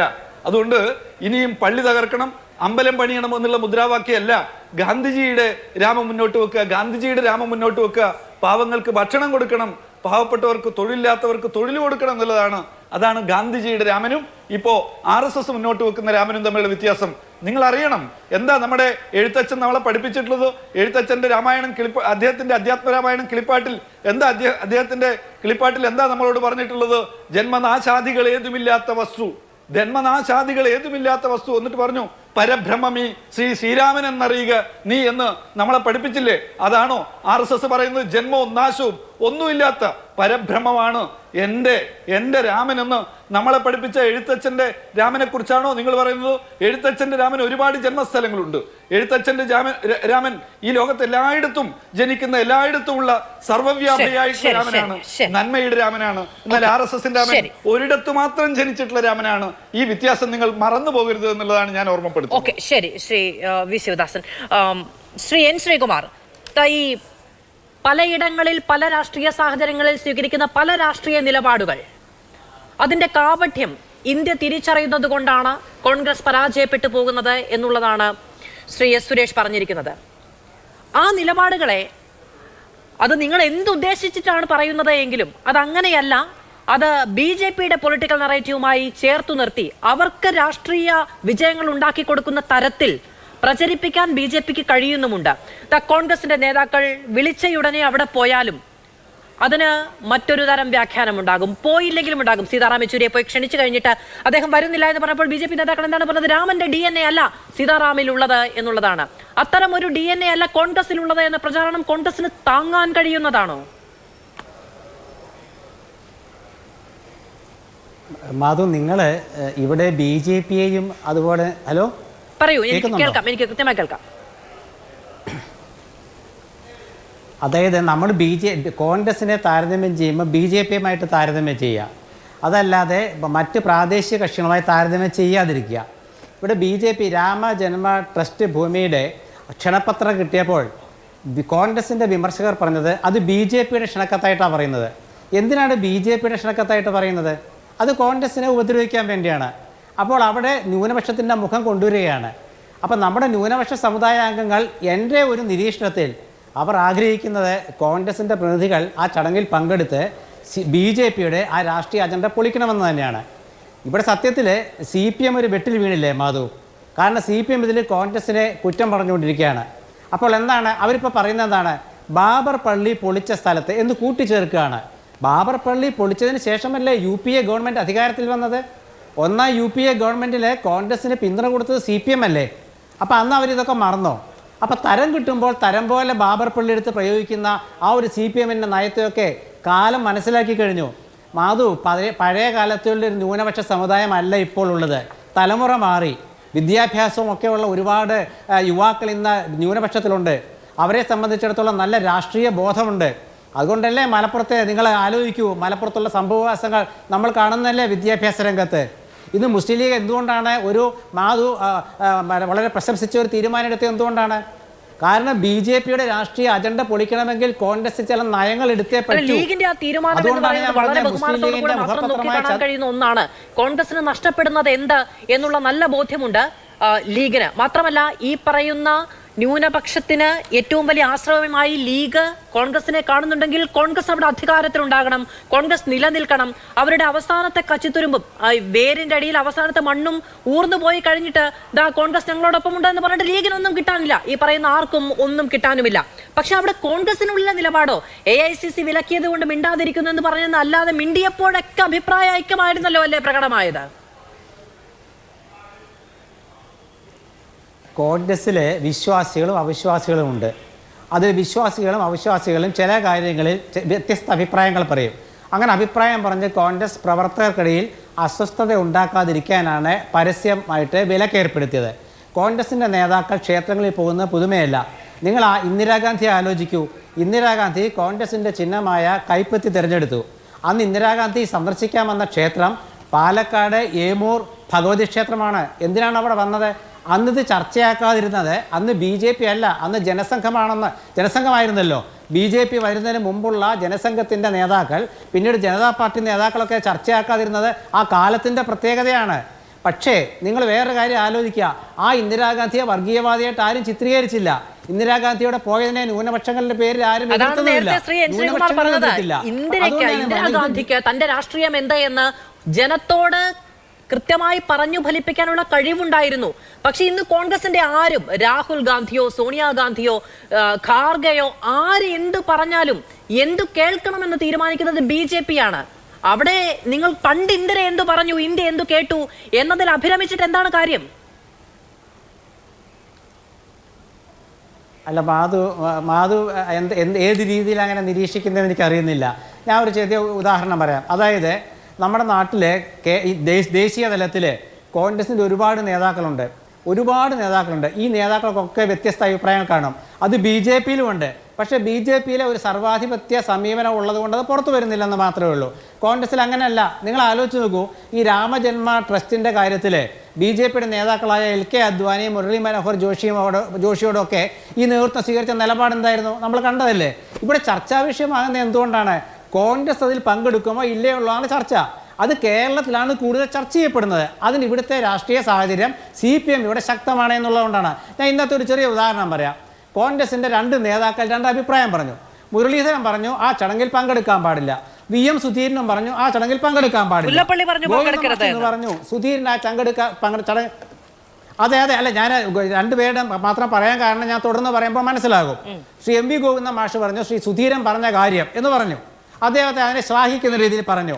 പക്ഷേ CPM-ന്റെ മറ്റൊരു നേതാവായ P. മോഹനൻ, കോഴിക്കോട് ജില്ലാ സെക്രട്ടറി, അദ്ദേഹം പറഞ്ഞു മുരളീധരൻ പറഞ്ഞ ആത്മാർത്ഥതയില്ലാന്ന്. അതെന്തരസാരത്തിലായി ആത്മാർത്ഥതയില്ലാത്താണെന്ന് പറയുന്നത്? അപ്പോൾ അതിനർത്ഥം മനസ്സിലായില്ലേ, CPM-ന് വേറെ അജണ്ടയുണ്ട്. ആ അജണ്ടയ്ക്കൊപ്പം കോൺഗ്രസിന് നിന്നു കൊടുക്കാൻ പറ്റില്ല. കോൺഗ്രസിനെ സംബന്ധിച്ചിടത്തോളം BJP-യെ നേരിടുക. അപ്പം ന്യൂനപക്ഷം എന്താ ചിന്തിക്കുന്നത്? ശ്രീരാമനെ ഇവിടെ ശ്രീ ശിവദാസൻ ശ്രീരാമനെ പ്രകീർത്തിച്ച് പറഞ്ഞല്ലോ, നല്ലൊരു മാറ്റമാണത്. കാരണം G. സുധാകരനെ പോലുള്ളവർ രാമായണം വായിക്കുന്നതും ക്ഷേത്രത്തിലൊക്കെ ദർശനത്തിന് പോകുന്നതും, അതുപോലെ ശ്രീമതി പ്രതിഭാഹരി രാമായണം വായിക്കുന്നത് ഫേസ്ബുക്ക് പോസ്റ്റിലൊക്കെ നല്ല കാര്യമാണ്. CPM-ൽ അങ്ങനെ ഒരു വിശ്വാസത്തിലേക്ക് കൊണ്ടുവരുന്നത് നല്ലതാണ്. അതൊക്കെ നമ്മൾ ശ്ലാഘിക്കപ്പെടേണ്ടത് തന്നെയാണ്. കോൺഗ്രസിനെ സംബന്ധിച്ചിടത്തോളം ന്യൂനപക്ഷ വികാരവും ഭൂരിപക്ഷ വികാരവും ഒരുപോലെ കൊണ്ട് നടക്കണം. CPM മതത്തെ പഠിക്കരുത് എന്നൊന്നും പറഞ്ഞിട്ടില്ല. അതിനെയും ആധികാരികമായി പഠിച്ച അഭിപ്രായം പറയുന്നു എന്നേ ഉള്ളൂ. ഈ പറയുന്ന കാര്യങ്ങളിൽ എല്ലാ മതത്തെയും സ്വീകരിക്കുന്ന നിലപാടാണ് CPM സ്വീകരിച്ചിട്ടുള്ളത്. അതിൽ വിശ്വാസം അടിച്ചേൽപ്പിക്കരുത്. അപ്പോൾ നിങ്ങൾ അവരുടെ പ്രത്യയശാസ്ത്രത്തെ ആണ് ചോദ്യം ചെയ്യുന്നത്. നിങ്ങളുടെ രാഷ്ട്രീയ പ്രത്യയശാസ്ത്രത്തെ അവർ ചോദ്യം ചെയ്യുമ്പോൾ മാധു, നമ്മൾ CPM-ന്റെ പ്രത്യയശാസ്ത്രത്തെ ഒന്നും ചോദ്യം ചെയ്യുന്നില്ല. അവരുടെ ശാസ്ത്രവും പ്രത്യയശാസ്ത്രവും ഒക്കെ പോയിട്ട് കാലം എത്രയായി മാധു? നിങ്ങൾ അടുത്ത കാലത്തുള്ള അവരുടെ രീതികൾ കാണുന്നില്ലേ? ഞാൻ പറയട്ടെ, ഘടകകക്ഷികളാണ് ദേവസ്വം ബോർഡുകൾ ഭരിച്ചിരുന്നത്. ഘടകകക്ഷികൾ അവസാനം ഭരിച്ചത് കടന്നപ്പള്ളി രാമചന്ദ്രനാണ്. ആ വകുപ്പ് പിന്നെ CPM ഏറ്റെടുത്ത് എന്തിനാണ്? ഞാൻ എന്തെങ്കിലും അതിന് വിശദീകരിക്കേണ്ട കാര്യമുണ്ടോ? ഞാൻ പറയുന്നത് CPM-ന്റെ നിലപാട് എന്തുകൊണ്ടും മാറ്റി. അവർ മൃദു ഹിന്ദുത്വം എന്നാണ് പറയുക. അങ്ങനെ ഹിന്ദുത്വം ഉണ്ടോ മാധു? ഹിന്ദുത്വവും ക്രിസ്ത്യാനിയും മുസ്ലിമാനും ഒക്കെ ഒരേ രീതിയിലേക്ക് നമുക്ക് കാണേണ്ട കാര്യമുള്ളൂ. നമ്മളെ സംബന്ധിച്ചിടത്തോളം നേരത്തെ AK ആന്റണി പറഞ്ഞതുപോലെ ഒരു കോൺഗ്രസ്സുകാരൻ്റെ ഒരു കുറിയിട്ട് അമ്പലത്തിൽ പോയാൽ മൃദു ഹിന്ദുത്വമായി. ഞാൻ വേറൊരു കാര്യം പറയാം. ഇവിടെ കാഞ്ചി കാമകോടി പീഠാധിപതി ജയേന്ദ്ര സരസ്വതി സ്വാമികൾ തിരുവനന്തപുരത്ത് വന്നു. ആന്റണി മുഖ്യമന്ത്രിയാണ്. അദ്ദേഹം സ്വാമിജിയെ ഒരു പീഠത്തിലിരുത്തിയിട്ട് ശ്രീ AK ആന്റണി മുഖ്യമന്ത്രി നിലത്തിരുന്നു. പിറ്റേന്ന് വലിയ വിമർശനമായി. പക്ഷേ കാലം മാറി. പിണറായി വിജയൻ അധികാരത്തിൽ വന്നു. തോമസ് ഐസക്കും G. സുധാകരനും മന്ത്രിമാരായി. ആലപ്പുഴയിൽ ഒരു സ്വാമി വന്നു, ഒരു ശങ്കരാചാര്യ പീഠത്തിൽ ഒരു സ്വാമി വന്നു. ആ സ്വാമി വന്നപ്പോൾ പൂക്കളും പഴങ്ങളും കൊണ്ട് ഈ മന്ത്രിമാർ സ്വീകരിച്ചു. അപ്പോൾ അവിടെ CPM-നെ ആരും കുറ്റം പറഞ്ഞില്ല. ആന്റണി ചെയ്തപ്പോൾ അത് തെറ്റായി. ഇവിടെ ഈ രണ്ട് മന്ത്രിമാർ ചെയ്തപ്പോൾ അത് ശരിയായി. ഈ സമീപനം തിരിച്ചറിഞ്ഞു. ആര് തിരിച്ചറിഞ്ഞു? കേരളത്തിലെ ന്യൂനപക്ഷം തിരിച്ചറിഞ്ഞു. ഈ ന്യൂനപക്ഷം തിരിച്ചറിഞ്ഞ CPM ഇന്നും മനസ്സിലാക്കിയിട്ടില്ല. പലസ്തീൻ വിഷയത്തെ പറ്റി പറഞ്ഞു. പലസ്തീൻ വിഷയത്തിൽ കോൺഗ്രസ് എന്ത് ചെയ്യുന്നു എന്ന് ബഹളം വെച്ചു. കോൺഗ്രസ് ഒരു മഹാറാലി നടത്തി. ആ റാലിയോട് ആ പ്രശ്നം തീർന്നില്ലേ? പക്ഷേ കോൺഗ്രസ് അതിൽ കാത്തിരുന്നു. എന്തിനാണ് കാത്തിരുന്നത്? സമയം വരട്ടെ. കോൺഗ്രസ് അതിൽ വിജയിച്ചു. അതുപോലെ തന്നെ ഇവിടെ കോൺഗ്രസ് പറയുന്നു ഞങ്ങൾക്കൊരു സമയം വേണം, അഭിപ്രായ സ്വരൂപകരുടെ നിർദ്ദേശങ്ങൾ വേണം. രാഹുൽ ഗാന്ധി യാത്ര മറ്റു പല കാര്യങ്ങൾ കൂടി പറഞ്ഞിട്ടുണ്ട്. കേരളത്തിലെ കോൺഗ്രസ് ഒരു ന്യൂനപക്ഷങ്ങളുടെ പാർട്ടിയായി പോയി എന്നൊക്കെ ആന്റണി കമ്മിറ്റി റിപ്പോർട്ടിൽ പരാമർശങ്ങൾ വന്നൊക്കെ നമ്മൾ കണ്ടിട്ടുണ്ട്. അപ്പോ ആന്റണി എന്ത് പറഞ്ഞു എന്ന് പറയുമ്പോൾ അതുകൂടി പറയേണ്ടതുണ്ട്. കേരളത്തിലെ കോൺഗ്രസ് എന്നുള്ളതല്ല, ദേശീയ തലത്തിൽ കോൺഗ്രസ് രാഹുൽ ഗാന്ധി വയനാട് വന്നു നിന്നപ്പോൾ അത് ഏതു തരത്തിലാണ് BJP പ്രചരിപ്പിച്ചത് എന്നതൊക്കെ ശ്രീകുമാറിന് അറിയാവുന്നതാണ്. അങ്ങനെ പ്രചരിപ്പിക്കാൻ ശേഷിയുള്ള BJP-യോടാണ് ഈ ആശയ അടിത്തറയിൽ അങ്ങോട്ടും ഇങ്ങോട്ടും ഏറ്റുമുട്ടുന്ന കോൺഗ്രസ് നേതാക്കൾ മുട്ടുന്നത് എന്ന് പറഞ്ഞുപോയി എന്നേ ഉള്ളൂ. ശ്രീ S. സുരേഷ്, സോണിയാഗാന്ധി പങ്കെടുക്കും എന്നാണ് അറിയുന്നത്. പക്ഷേ നിങ്ങൾ ഈ പറയുന്ന ജനുവരി 22-ന് അവിടെ പ്രാണപ്രതിഷ്ഠ നടക്കുന്ന സമയത്ത് അതിനു പിന്നാലെ പ്രഖ്യാപിക്കപ്പെടുന്ന ലോക്സഭാ തെരഞ്ഞെടുപ്പുമായി ഒരു ബന്ധവുമില്ല എന്ന് പറയുമ്പോഴും അതിൻ്റെ രാഷ്ട്രീയ ഫലം എന്താണ് എന്നതിനെപ്പറ്റി നല്ല ബോധ്യമുള്ളവരാണ്. നിങ്ങളുടെ പ്രഖ്യാപിതമായ തീരുമാനങ്ങൾ, നിങ്ങളുടെ പ്രഖ്യാപിതമായ അജണ്ടകളിൽ 2 എണ്ണം പൂർത്തീകരിക്കുകയുമാണ്. അവിടെ ന്യൂനപക്ഷത്തിന് വലിയ ആശങ്കയുമുണ്ട്. കാരണം അവിടം കൊണ്ട് അവസാനിക്കുന്നില്ല ഒന്നും എന്ന് രാജ്യത്തെ ന്യൂനപക്ഷം ആശങ്കപ്പെടുന്നുണ്ട്. എങ്കിൽ അതിന് കൊടുക്കാനുള്ളൊരു മറുപടി എന്താണ്? നല്ല ചോദ്യമാണ് മധു. ഇവിടെ ഒരു കാര്യം നമ്മൾ മനസ്സിലാക്കേണ്ടത് 1528 മുതൽ ഈ രാജ്യത്ത് നിലനിൽക്കുന്ന ഒരു വിഷയമാണ്. 500 വർഷത്തിലപ്പുറമായിട്ട് ലക്ഷോപലക്ഷം വരുന്ന ഹിന്ദു സഹോദരന്മാരും മുസ്ലിം സഹോദരന്മാരും പരസ്പരം പടവെട്ടി, പരസ്പരം മരണപ്പെട്ട് അങ്ങനെയുണ്ടായ ദാരുണമാർന്ന ഒട്ടനവധി കലാപങ്ങൾക്ക് കാരണമായിട്ടുള്ള ഒരു തർക്ക വിഷയമായിരുന്നു അയോധ്യയിലെ ശ്രീരാമക്ഷേത്രവും അതോടൊപ്പം തന്നെ ബാബറി മസ്ജിദും. ആ വിഷയം ഇത്രയും കാലം ഇവിടെ മതേതരം പുരപ്പുറത്ത് കയറി നിന്ന് പ്രസംഗിക്കുന്ന വിപ്ലവകാരികളും കോൺഗ്രസ്സുകാരുമൊക്കെ ഇത്രയും കാലം ഹിന്ദുവിനെയും മുസൽമാനെയും പരസ്പരം അടുപ്പിച്ച് അതിൻ്റെ താഴെ ചെന്നിരുന്ന് രക്തം കുടിക്കുന്ന കുറുക്കന്മാരെ പോലെ ഈ കലാപങ്ങളിൽ നിന്ന് വോട്ടുപിടുത്തം നടത്തി ഹിന്ദുവിനെയും മുസൽമാനെയും പരസ്പരം അടുപ്പിച്ചു കൊണ്ടുപോയ ഇന്ത്യയാണ് കഴിഞ്ഞുപോയ ഇന്ത്യയെങ്കിൽ നരേന്ദ്രമോദി സർക്കാർ ഈ രാജ്യത്ത് വന്നതിന് ശേഷം ക്രിയാത്മകമായിട്ട് ഇടപെട്ടു. ഹിന്ദുവും മുസൽമാനും ഒരുമിച്ച് ജീവിക്കേണ്ടവരാണ്, സഹവർത്തിത്വമാണ്, ആരോടും പ്രീണനവുമില്ല, ആരോടും പ്രത്യേക താല്പര്യങ്ങൾ, ആരെയും പീഡിപ്പിക്കലുമില്ല എന്നുള്ള BJPയുടെ പ്രഖ്യാപിതമായിട്ടുള്ള നിലപാടെടുത്ത് അത് പരസ്പരം ഒരുമിച്ച് ഒരു മേശയ്ക്ക് ചുറ്റുമിരുത്തി സംസാരിച്ച് തീർപ്പാക്കി സുപ്രീം കോടതിയുടെ മുമ്പിൽ അഫിഡേവിറ്റ് നൽകി സുപ്രീം കോടതിയുടെ മധ്യസ്ഥതയിൽ സുപ്രീം കോടതിയുടെ ഇടപെടലിനെ തുടർന്ന് പ്രശ്നം പരിഹരിക്കുകയായിരുന്നു. കേന്ദ്ര സർക്കാരും ഇന്ത്യയിലെ പരമോന്നത നീതിപീഠവും വിധിയിലൂടെയാണ് അത് എന്തെങ്കിലും തരത്തിലുള്ള ഒരു അഭിപ്രായ സമന്വയത്തിലൂടെ ഉണ്ടായ വിധിയാണോ? ആണല്ലോ. അവിടുത്തെ മുസ്ലിം ഇതിനു വേണ്ടി ആവശ്യപ്പെട്ട് കോടതിയിൽ പോയ മുസ്ലിം സംഘടനകളും അതോടൊപ്പം തന്നെ ശ്രീരാമ ട്രസ്റ്റും ആ കോടതിക്ക് പുറത്ത് ഒരുമിച്ച് കൂടിയതിന് ശേഷം സുപ്രീം കോടതി മുന്നോട്ട് വയ്ക്കുന്ന പാക്കേജ് അംഗീകരിക്കാൻ ആണ് എന്ന് സംയുക്ത അഫിഡേവിറ്റ് നൽകുകയും അതിൻ്റെ അടിസ്ഥാനത്തിൽ സുപ്രീം കോടതി മുന്നോട്ട് വച്ച നിർദ്ദേശം ഉത്തർപ്രദേശിലെ മുസ്ലിമും ഫൈസാബാദിലെ മുസ്ലിമും അയോധ്യയിലെ മുസ്ലിമും ഉത്തർപ്രദേശിലെയും രാജ്യത്തിലെയും നിർദ്ദേശമല്ല, അത് വിധിയാണ്. 2019 നവംബർ 19 പുറത്തു വന്നത് വിധിയാണ്. അതെ, അതേ ഞാൻ പറയും. അപ്പോൾ അങ്ങനെ എല്ലാ മുസ്ലിങ്ങളും എല്ലാ ഹിന്ദുക്കളും ഒരു പ്രശ്നവുമില്ലാതെ ഒരുമിച്ച് ചേർന്ന് പരിഹരിച്ചൊരു വിഷയമാണ്. തീർച്ചയായും നീതിന്യായ കോടതി പുറത്തു വന്നൊരു വിധി അതിനെ അംഗീകരിച്ചല്ലാതെ മുന്നോട്ട് പോകാൻ കഴിയില്ല. അപ്പോഴും അവിടെ കലാപത്തിനും ഈ പറയുന്ന വിദ്വേഷത്തിനും വെറുപ്പിനും ഒക്കെ സാധ്യതകളുണ്ട്. പക്ഷെ അതൊന്നുമില്ലാതെ പോയത് ഇന്ത്യയുടെ മതേതരത്വത്തിന്റെ ഏറ്റവും വലിയ അനുഗ്രഹമാണെന്ന് തന്നെ പറയാതെ പോകാൻ കഴിയുകയുമില്ല. അത് മതേതരത്വത്തിന്റെ അനുഗ്രഹം എന്ന് പറയുമ്പോൾ ഇതേ മതേതരത്വം തന്നെയാണ് നരേന്ദ്രമോദി വരുന്നതിന് മുമ്പും ഈ രാജ്യത്ത് നിലനിന്നിരുന്നത്. അന്ന് ഈ മതേതരത്വം കലാപം ഉണ്ടാക്കിക്കൊണ്ടിരിക്കുന്ന മതേതരത്വമായിരുന്നു കോൺഗ്രസിന്റെ മതേതരത്വമെങ്കിൽ BJP അധികാരത്തിൽ വന്നതിന് ശേഷം കലാപങ്ങൾ അവസാനിച്ചുകൊണ്ട് സഹവർത്തിത്വത്തിലൂടെ അയോധ്യ ബാബറി മസ്ജിദ് പ്രശ്നത്തിന് പോലും പരിഹാരം കാണുന്ന രീതിയിൽ ഇന്ത്യയിലെ മുസ്ലിം സഹോദരന്മാരെയും ഹിന്ദു സഹോദരന്മാരെയും ഒരു മേശയ്ക്ക് ചുറ്റുമിരുത്തി സുപ്രീം കോടതി പരമോന്നത നീതിപീഠവും പരമോന്നത ഭരണകൂടവും അതോടൊപ്പം തന്നെ മുസ്ലിം സമൂഹത്തിൽ ഇന്ത്യയുടെ ഭരണകൂടം എന്ന് പറയുന്ന ഇന്ത്യയിലെ പരമോന്നത ഭരണകൂടമല്ലേ? പരമോന്നത ഭരണകൂടം എന്നൊരു പ്രയോഗം ഞാൻ കേട്ടിട്ടില്ല. അതെ, അത് ആ രീതി ആ സെൻസിൽ എടുത്താൽ മതി. അപ്പോൾ ഇന്ത്യയിലെ മുസ്ലിം സഹോദരന്മാരെയും ഹിന്ദു സഹോദരന്മാരും ഒരുമിച്ച് തീർത്ത വിഷയത്തിൽ ഇനിയും നിങ്ങൾ രക്തത്തിന്റെ സ്വാദ് ആസ്വദിക്കാൻ വേണ്ടി പോകരുത് എന്നാണ് ശിവദാസനോടും അതോടൊപ്പം തന്നെ ശ്രീ N. ശ്രീകുമാറിനോട് എനിക്ക് പറയാനുള്ള താങ്കളുടെ കോൺഗ്രസ് നേതാക്കന്മാരോടും പറയേണ്ടത് അതാണ്. ഈ രാജ്യത്ത് ഒന്നുകൂടെ പറയട്ടെ 22-ാം തീയതി അവിടെ ഉയരുന്ന ഭവ്യമാർന്ന ശ്രീരാമക്ഷേത്രമുണ്ടല്ലോ, ആ ശ്രീരാമക്ഷേത്രത്തിന്റെ മകുടത്തിൽ പാറിപ്പറക്കുന്ന പതാക ഹസാരിബാഗിലെ ഗുലാം ജലാനി എന്ന് പറയുന്ന ഒരു മുസ്ലിം സഹോദരൻ വരച്ച് ഒരു ഭാഗത്ത് ഹനുമാനും മറുഭാഗത്ത് ശ്രീരാമനും ലക്ഷ്മണനും അടങ്ങുന്ന ആ ചിത്രം 10 ദിവസം ഇരുന്ന് തുന്നി ചേർത്തെടുത്ത ആ ഗുലാം ജലാനി എന്ന് പറയുന്ന മുസ്ലിം സഹോദരന്റെ ധ്വജമാണ്, ആ ഭഗവത് പതാകയാണ് അയോധ്യയിൽ ശ്രീരാമക്ഷേത്രത്തിന്റെ മുകളിൽ പാറിപ്പറക്കുന്നത്.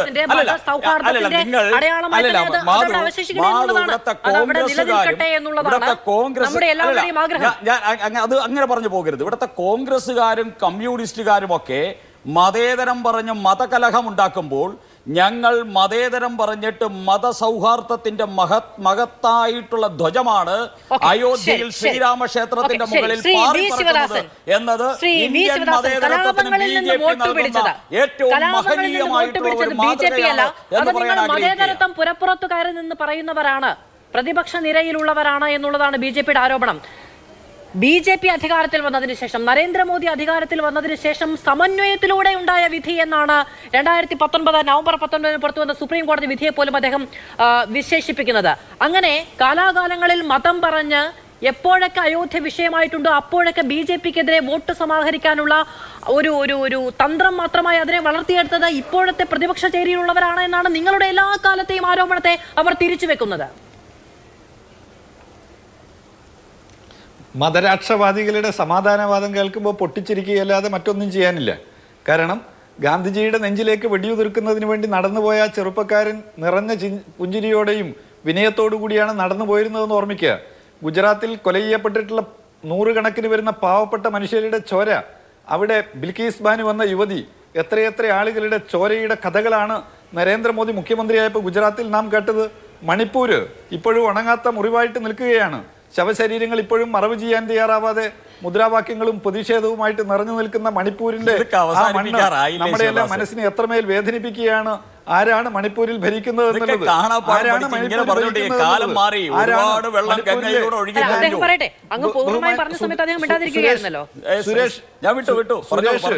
സുരേഷ് പറയുമ്പോ ഞാൻ ഒന്നും പ്രതികരിച്ചില്ല.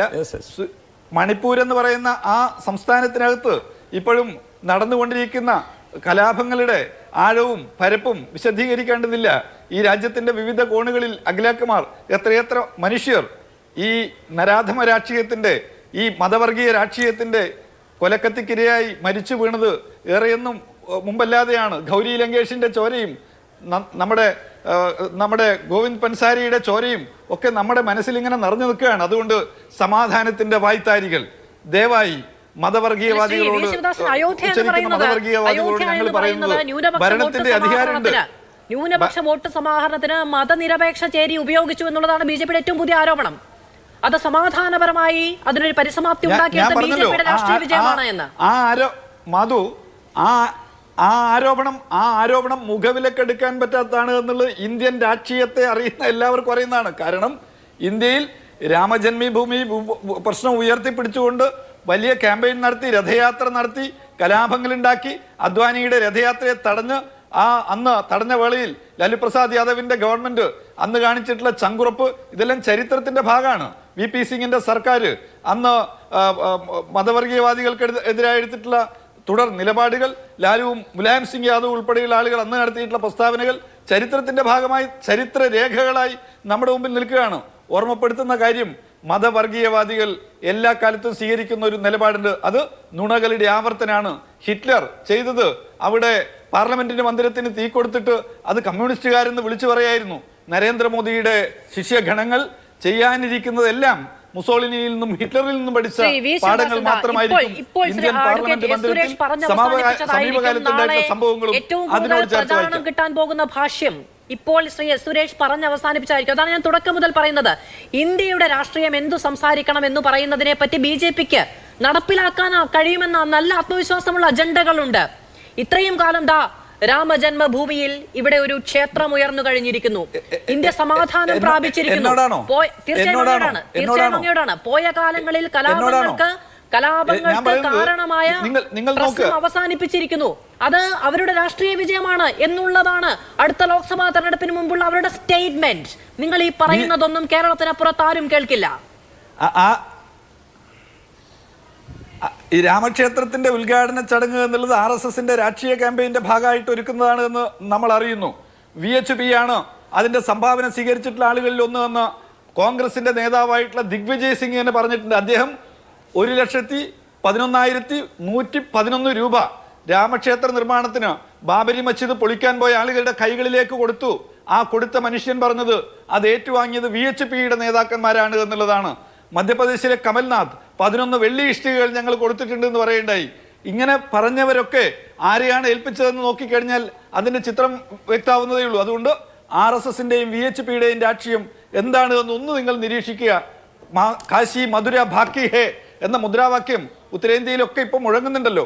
ഒപ്പം കൂട്ടിച്ചേർക്കുന്ന ഒന്നെന്താന്ന് വെച്ചാൽ ഈ ബാക്കി ഹേ എന്ന് പറയുമ്പോൾ അവർ നടത്താൻ പോകുന്ന പദ്ധതി എന്താണ് എന്നുള്ളത് നമ്മുടെ രാജ്യത്തിലെ ജനങ്ങൾക്ക് കൃത്യമായി മനസ്സിലാക്കാൻ കഴിയും.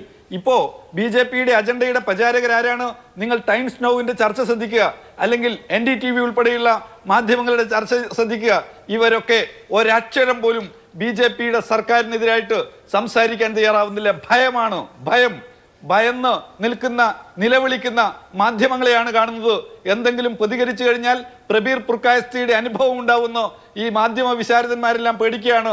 അല്പമെങ്കിലും പ്രതികരിച്ചിരുന്ന ടെലഗ്രാഫിന്റെ എഡിറ്ററായിരുന്ന രാജഗോപാലിനെ സ്ഥാനത്ത് നിന്ന് മാറ്റിയ വാർത്തയും നമ്മൾ അറിയുകയാണ്. മാധ്യമങ്ങളെ എല്ലാം IT ED മൂർത്തികളെ ഉപയോഗപ്പെടുത്തിക്കൊണ്ട് പിടിച്ചു കുലുക്കുകയാണ്. അതുകൊണ്ട് വൻകിട കോർപ്പറേറ്റുകളിൽപ്പെട്ട അവരുടെ സ്ഥാപനങ്ങളായിട്ടുള്ള മാധ്യമങ്ങൾക്ക് ചലിക്കാനാവുന്നില്ല. എല്ലാം മോദി എന്ത് പറയുന്നു അത് ഏറ്റുപാടുക മാത്രമാണ്. കർഷക സമരത്തിൽ പങ്കെടുത്തിട്ട് ആളുകൾ പറഞ്ഞത് എന്താ? ഗോദി മീഡിയ എന്നാണ് അവർ മാധ്യമങ്ങളെ വിശേഷിപ്പിച്ചത്. നിങ്ങൾ ഇങ്ങോട്ട് വരണ്ട, ഞങ്ങളുടെ സമരത്തെക്കുറിച്ച് നിങ്ങൾ റിപ്പോർട്ട് ചെയ്യണ്ട, ഞങ്ങൾക്ക് നിങ്ങളോട് അശേഷം ബഹുമാനമില്ല, നിങ്ങളുടെ സഹായം ഞങ്ങൾക്ക് ആവശ്യമില്ല, നിങ്ങൾ ഗോദി മീഡിയയുടെ ആളുകളാണെന്ന് കർഷകർ എങ്ങനെയാ പറഞ്ഞത്? അവർക്കറിയാം ഈ നാട്ടിലെ മാധ്യമങ്ങൾ ലാഭാർത്ഥി പൂണ്ട് പ്രവർത്തിക്കുന്നവരാണ്. ലാഭാർത്ഥിയാൽ പോകുന്ന ആളുകൾക്ക് നീതിയും നിയമമൊന്നും നോക്കാൻ പറ്റില്ല, ലാഭം മാത്രം നോക്കുക. അതുകൊണ്ട് ലാഭത്തിന് കുറവ് വരും. ആരെ വിമർശിച്ചാൽ, മോദിയെ വിമർശിച്ചാൽ പത്രങ്ങളുടെ മുഖ്യ വരുമാനം എന്നുള്ളത് മോദിയുടെ പരസ്യമാണ്. പരസ്യം കിട്ടിയില്ലെങ്കിൽ, മോദി സർക്കാരിന്റെ പരസ്യം കിട്ടിയില്ലെങ്കിൽ എന്താണ് സംഭവിക്കുക എന്നറിയോ നിങ്ങൾക്ക്? ഈ രാജ്യത്ത് കർഷകർക്ക് കൊടുത്ത പെൻഷന്റെ 10 ഇരട്ടി തുകയാണ് മോദി പെൻഷന് വേണ്ടി കൊടുത്തിട്ടുള്ളത്. നിങ്ങൾ അറിയോ? ഇപ്പൊ റെയിൽവേയിൽ ഇപ്പൊ ഒരു കണക്ക് പുറത്തു വന്നിട്ടുണ്ട്. സെൽഫി പോയിന്റുകൾ ഉണ്ടാക്കാൻ, മോദിയോടൊപ്പം നിന്ന് ഫോട്ടോ എടുക്കുന്ന സെൽഫി പോയിന്റുകൾ ഉണ്ടാക്കാൻ വേണ്ടി, രാമക്ഷേത്രത്തിലേക്ക് പോകുന്നവർക്ക് സെൽഫി പോയിന്റ് എടുക്കാൻ വേണ്ടി സെൻട്രൽ റെയിൽവേ മാത്രം ചെലവഴിച്ചിട്ടുള്ളത് 200 കോടിയിലധികം രൂപയാണ് എന്നുള്ളതാണ് കണക്കുകളിലൂടെ നമുക്ക് വ്യക്തമാക്കാൻ കഴിഞ്ഞത്. 200 കോടി രൂപ, 2000 കോടി രൂപയിലധികമാണ് സീനിയർ സിറ്റിസൺസിന് കൊടുത്തിരുന്ന ആനുകൂല്യം കവർന്നെടുത്തിട്ട് പിടിച്ചെടുത്തത്. ഇവിടെ ഇരിക്കുന്ന ഈ ചർച്ചയിൽ പങ്കെടുക്കുന്ന ആളുകൾ പോലും ഒരുപക്ഷെ 60 വയസ്സ് കഴിഞ്ഞവരുണ്ടോ എന്ന് എനിക്കറിയില്ല, ഉണ്ടാവുമെന്ന് ഞാൻ കരുതുകയാണ്. അവർക്കൊക്കെ കിട്ടുമായിരുന്ന ആനുകൂല്യങ്ങൾ അത് BJPയോ കോൺഗ്രസോ മാർക്സിസ്റ്റോ ഒന്നുമില്ല. ആ 60 വയസ്സ് കഴിഞ്ഞവർക്കൊക്കെ കിട്ടിയിരുന്ന റെയിൽവേയിലെ ആനുകൂല്യങ്ങൾ മുഴുവൻ കവർന്നെടുത്തു. എന്നിട്ട് 2000 കോടിയിലധികം സമാഹരിച്ചു. അതിനുശേഷം എന്താ? മോദിയോടൊപ്പം നിങ്ങൾക്ക് ഫോട്ടോ എടുക്കാം, എന്നിട്ട് വിമർശിച്ചു ആരെങ്കിലും, എന്നിട്ട് ഏതെങ്കിലും ചാനൽ ചർച്ച നടത്തിയോ? BJPക്ക് അപ്രമാദിത്വം കാണിക്കാൻ, അധികാരം അത്രത്തോളം ഉപയോഗിക്കാൻ പര്യാപ്തമായ രീതിയിൽ അവരുടെ കൈക്കുമ്പിളിൽ വെച്ചു കൊടുത്തത് ഈ പ്രതിപക്ഷ ചേരിയാണ് എന്ന രാഷ്ട്രീയ ഉത്തരവാദിത്വമെങ്കിലും ആ ചേരി ഏറ്റെടുക്കും എന്ന് ഞാൻ വിചാരിക്കുന്നു. ഇതൊക്കെ ചെയ്യാൻ കഴിയുന്നത് എഴുന്നേറ്റ് നിന്ന് ചോദിക്കാനും ജനങ്ങളോട് സംസാരിക്കാനും അവരെ ബോധ്യപ്പെടുത്താനും കഴിയാത്ത കഴിവുകെട്ട ഒരു പ്രതിപക്ഷം എന്ന പ്രതിപക്ഷ ചേരി എന്ന ഒരു പ്രശ്നത്തിൽ നിന്നുകൊണ്ടാണ് എന്നതെങ്കിലും മനസ്സിലാക്കുമല്ലോ മാധ്യമങ്ങളെ കുറ്റം പറയുന്ന സമയത്ത്. ഇതിനൊന്നുമല്ല സ്വതന്ത്ര മാധ്യമ പ്രവർത്തനത്തിന് എനിക്ക് അങ്ങ് പറയുന്നതിനോട് വലിയ ആശയക്കുമുണ്ട് കേട്ടോ. അത് നിർത്തിക്കൊണ്ട് തന്നെയാണ് ഞാൻ പറയുന്നത്. ഈ സ്വതന്ത്ര മാധ്യമ പ്രവർത്തനത്തിന്, ഈ പറയുന്ന സ്തുതിപാഠകരല്ലാത്ത മാധ്യമ പ്രവർത്തനത്തിന് ED-യെയും ഈ പറയുന്ന ഇൻകം ടാക്സിനെയും ഒന്നും പേടിക്കാതെ അവനവന്റെ അഭിപ്രായം നട്ടല്ല നിവർത്തി നിന്ന് പറയാൻ കഴിയുന്ന ആളുകൾക്ക്, അങ്ങ് നേരത്തെ പറഞ്ഞ ചോര കൊണ്ട് ഈ വിപ്ലവം സൃഷ്ടിക്കേണ്ടി വന്ന മനുഷ്യന്മാർ ഇല്ലാതെ പോയ കാലഘട്ടത്തിനൊക്കെ കാരണം എന്താണ്? എന്തുമാകാം എന്ന് പറയുന്ന ഒരു വലിയ ധാർഷ്ട്യത്തിന് ആരെയൊക്കെ അനുവദിച്ചു കൊടുത്തത് ആരാണ്? ആരുടെ കഴിവുകേടാണ് എന്നുകൂടി ചിന്തിച്ചാൽ നല്ലതായിരിക്കുമെന്ന് തോന്നുന്നു. ശരി, ശ്രീ എൻ ശ്രീകുമാർ ദാ കോൺഗ്രസിന് കൃത്യമായി അയോധ്യ രാമക്ഷേത്ര നിർമ്മാണവുമായി ബന്ധപ്പെട്ട് അവകാശപ്പെടാൻ കഴിയുന്ന പല കാര്യങ്ങളുണ്ട്. പക്ഷേ ഏറ്റവും ഒടുവിൽ അവിടേക്ക് പോകണമോ, പോയാൽ അതെങ്ങനെ BJP ഉപയോഗിക്കും, പോകരുതോ, പോയില്ലെങ്കിൽ അത് BJP എങ്ങനെ ഉപയോഗിക്കും എന്നതു മാത്രം ഉൾപ്പെടുന്ന ഒരു പരിമിത വൃത്തത്തിലേക്ക് നിങ്ങളുടെ കേന്ദ്ര നേതൃത്വം പോലും ചുരുങ്ങിപ്പോകുന്ന അവസ്ഥ, അതിനെ വെളിപ്പെടുത്താൻ കഴിയാത്ത നിങ്ങളുടെ ആശയ പ്രശ്നം, നിങ്ങളുടെ നേതാക്കളുടെ തന്നെ അങ്ങോട്ടും ഇങ്ങോട്ടുമുള്ള അഭിപ്രായ ഐക്യമില്ലായ്മ. ഗെഹ്ലോട്ട് എന്താണ് പറഞ്ഞത്? ഗെഹ്ലോട്ട് പറയുന്നത് എന്നെ ക്ഷണിച്ചില്ല, അതിനെ ക്ഷണിക്കാത്തതിന് കാരണം കൃത്യമായി അവർ നല്ല വിശ്വാസികളെ അല്ല ക്ഷണിക്കുന്നത് എന്നുള്ളത് കൊണ്ടാണ്. അവർ LK അദ്വാനിയെ വിളിച്ചില്ലല്ലോ, മുരളി മനോഹർ ജോഷിയെ വിളിച്ചില്ല, അതുപോലെ എന്നെയും വിളിച്ചില്ല എന്ന് അദ്ദേഹം പരിഹസിക്കുന്നുണ്ട് രാഷ്ട്രീയമായി. എങ്കിൽ പോലും കോൺഗ്രസുകാർക്ക് ഈ പറയുന്ന കിട്ടിയ ടിക്കറ്റുകൾ പോരാ എന്ന നിലപാടാണോ, അതോ ഞങ്ങളുടെ രാഷ്ട്രീയം കൃത്യമായി പറയാൻ കഴിയില്ല എന്ന ഗതികേടാണോ എന്നത് വ്യക്തമാകാത്തൊരു സാഹചര്യമുണ്ട്.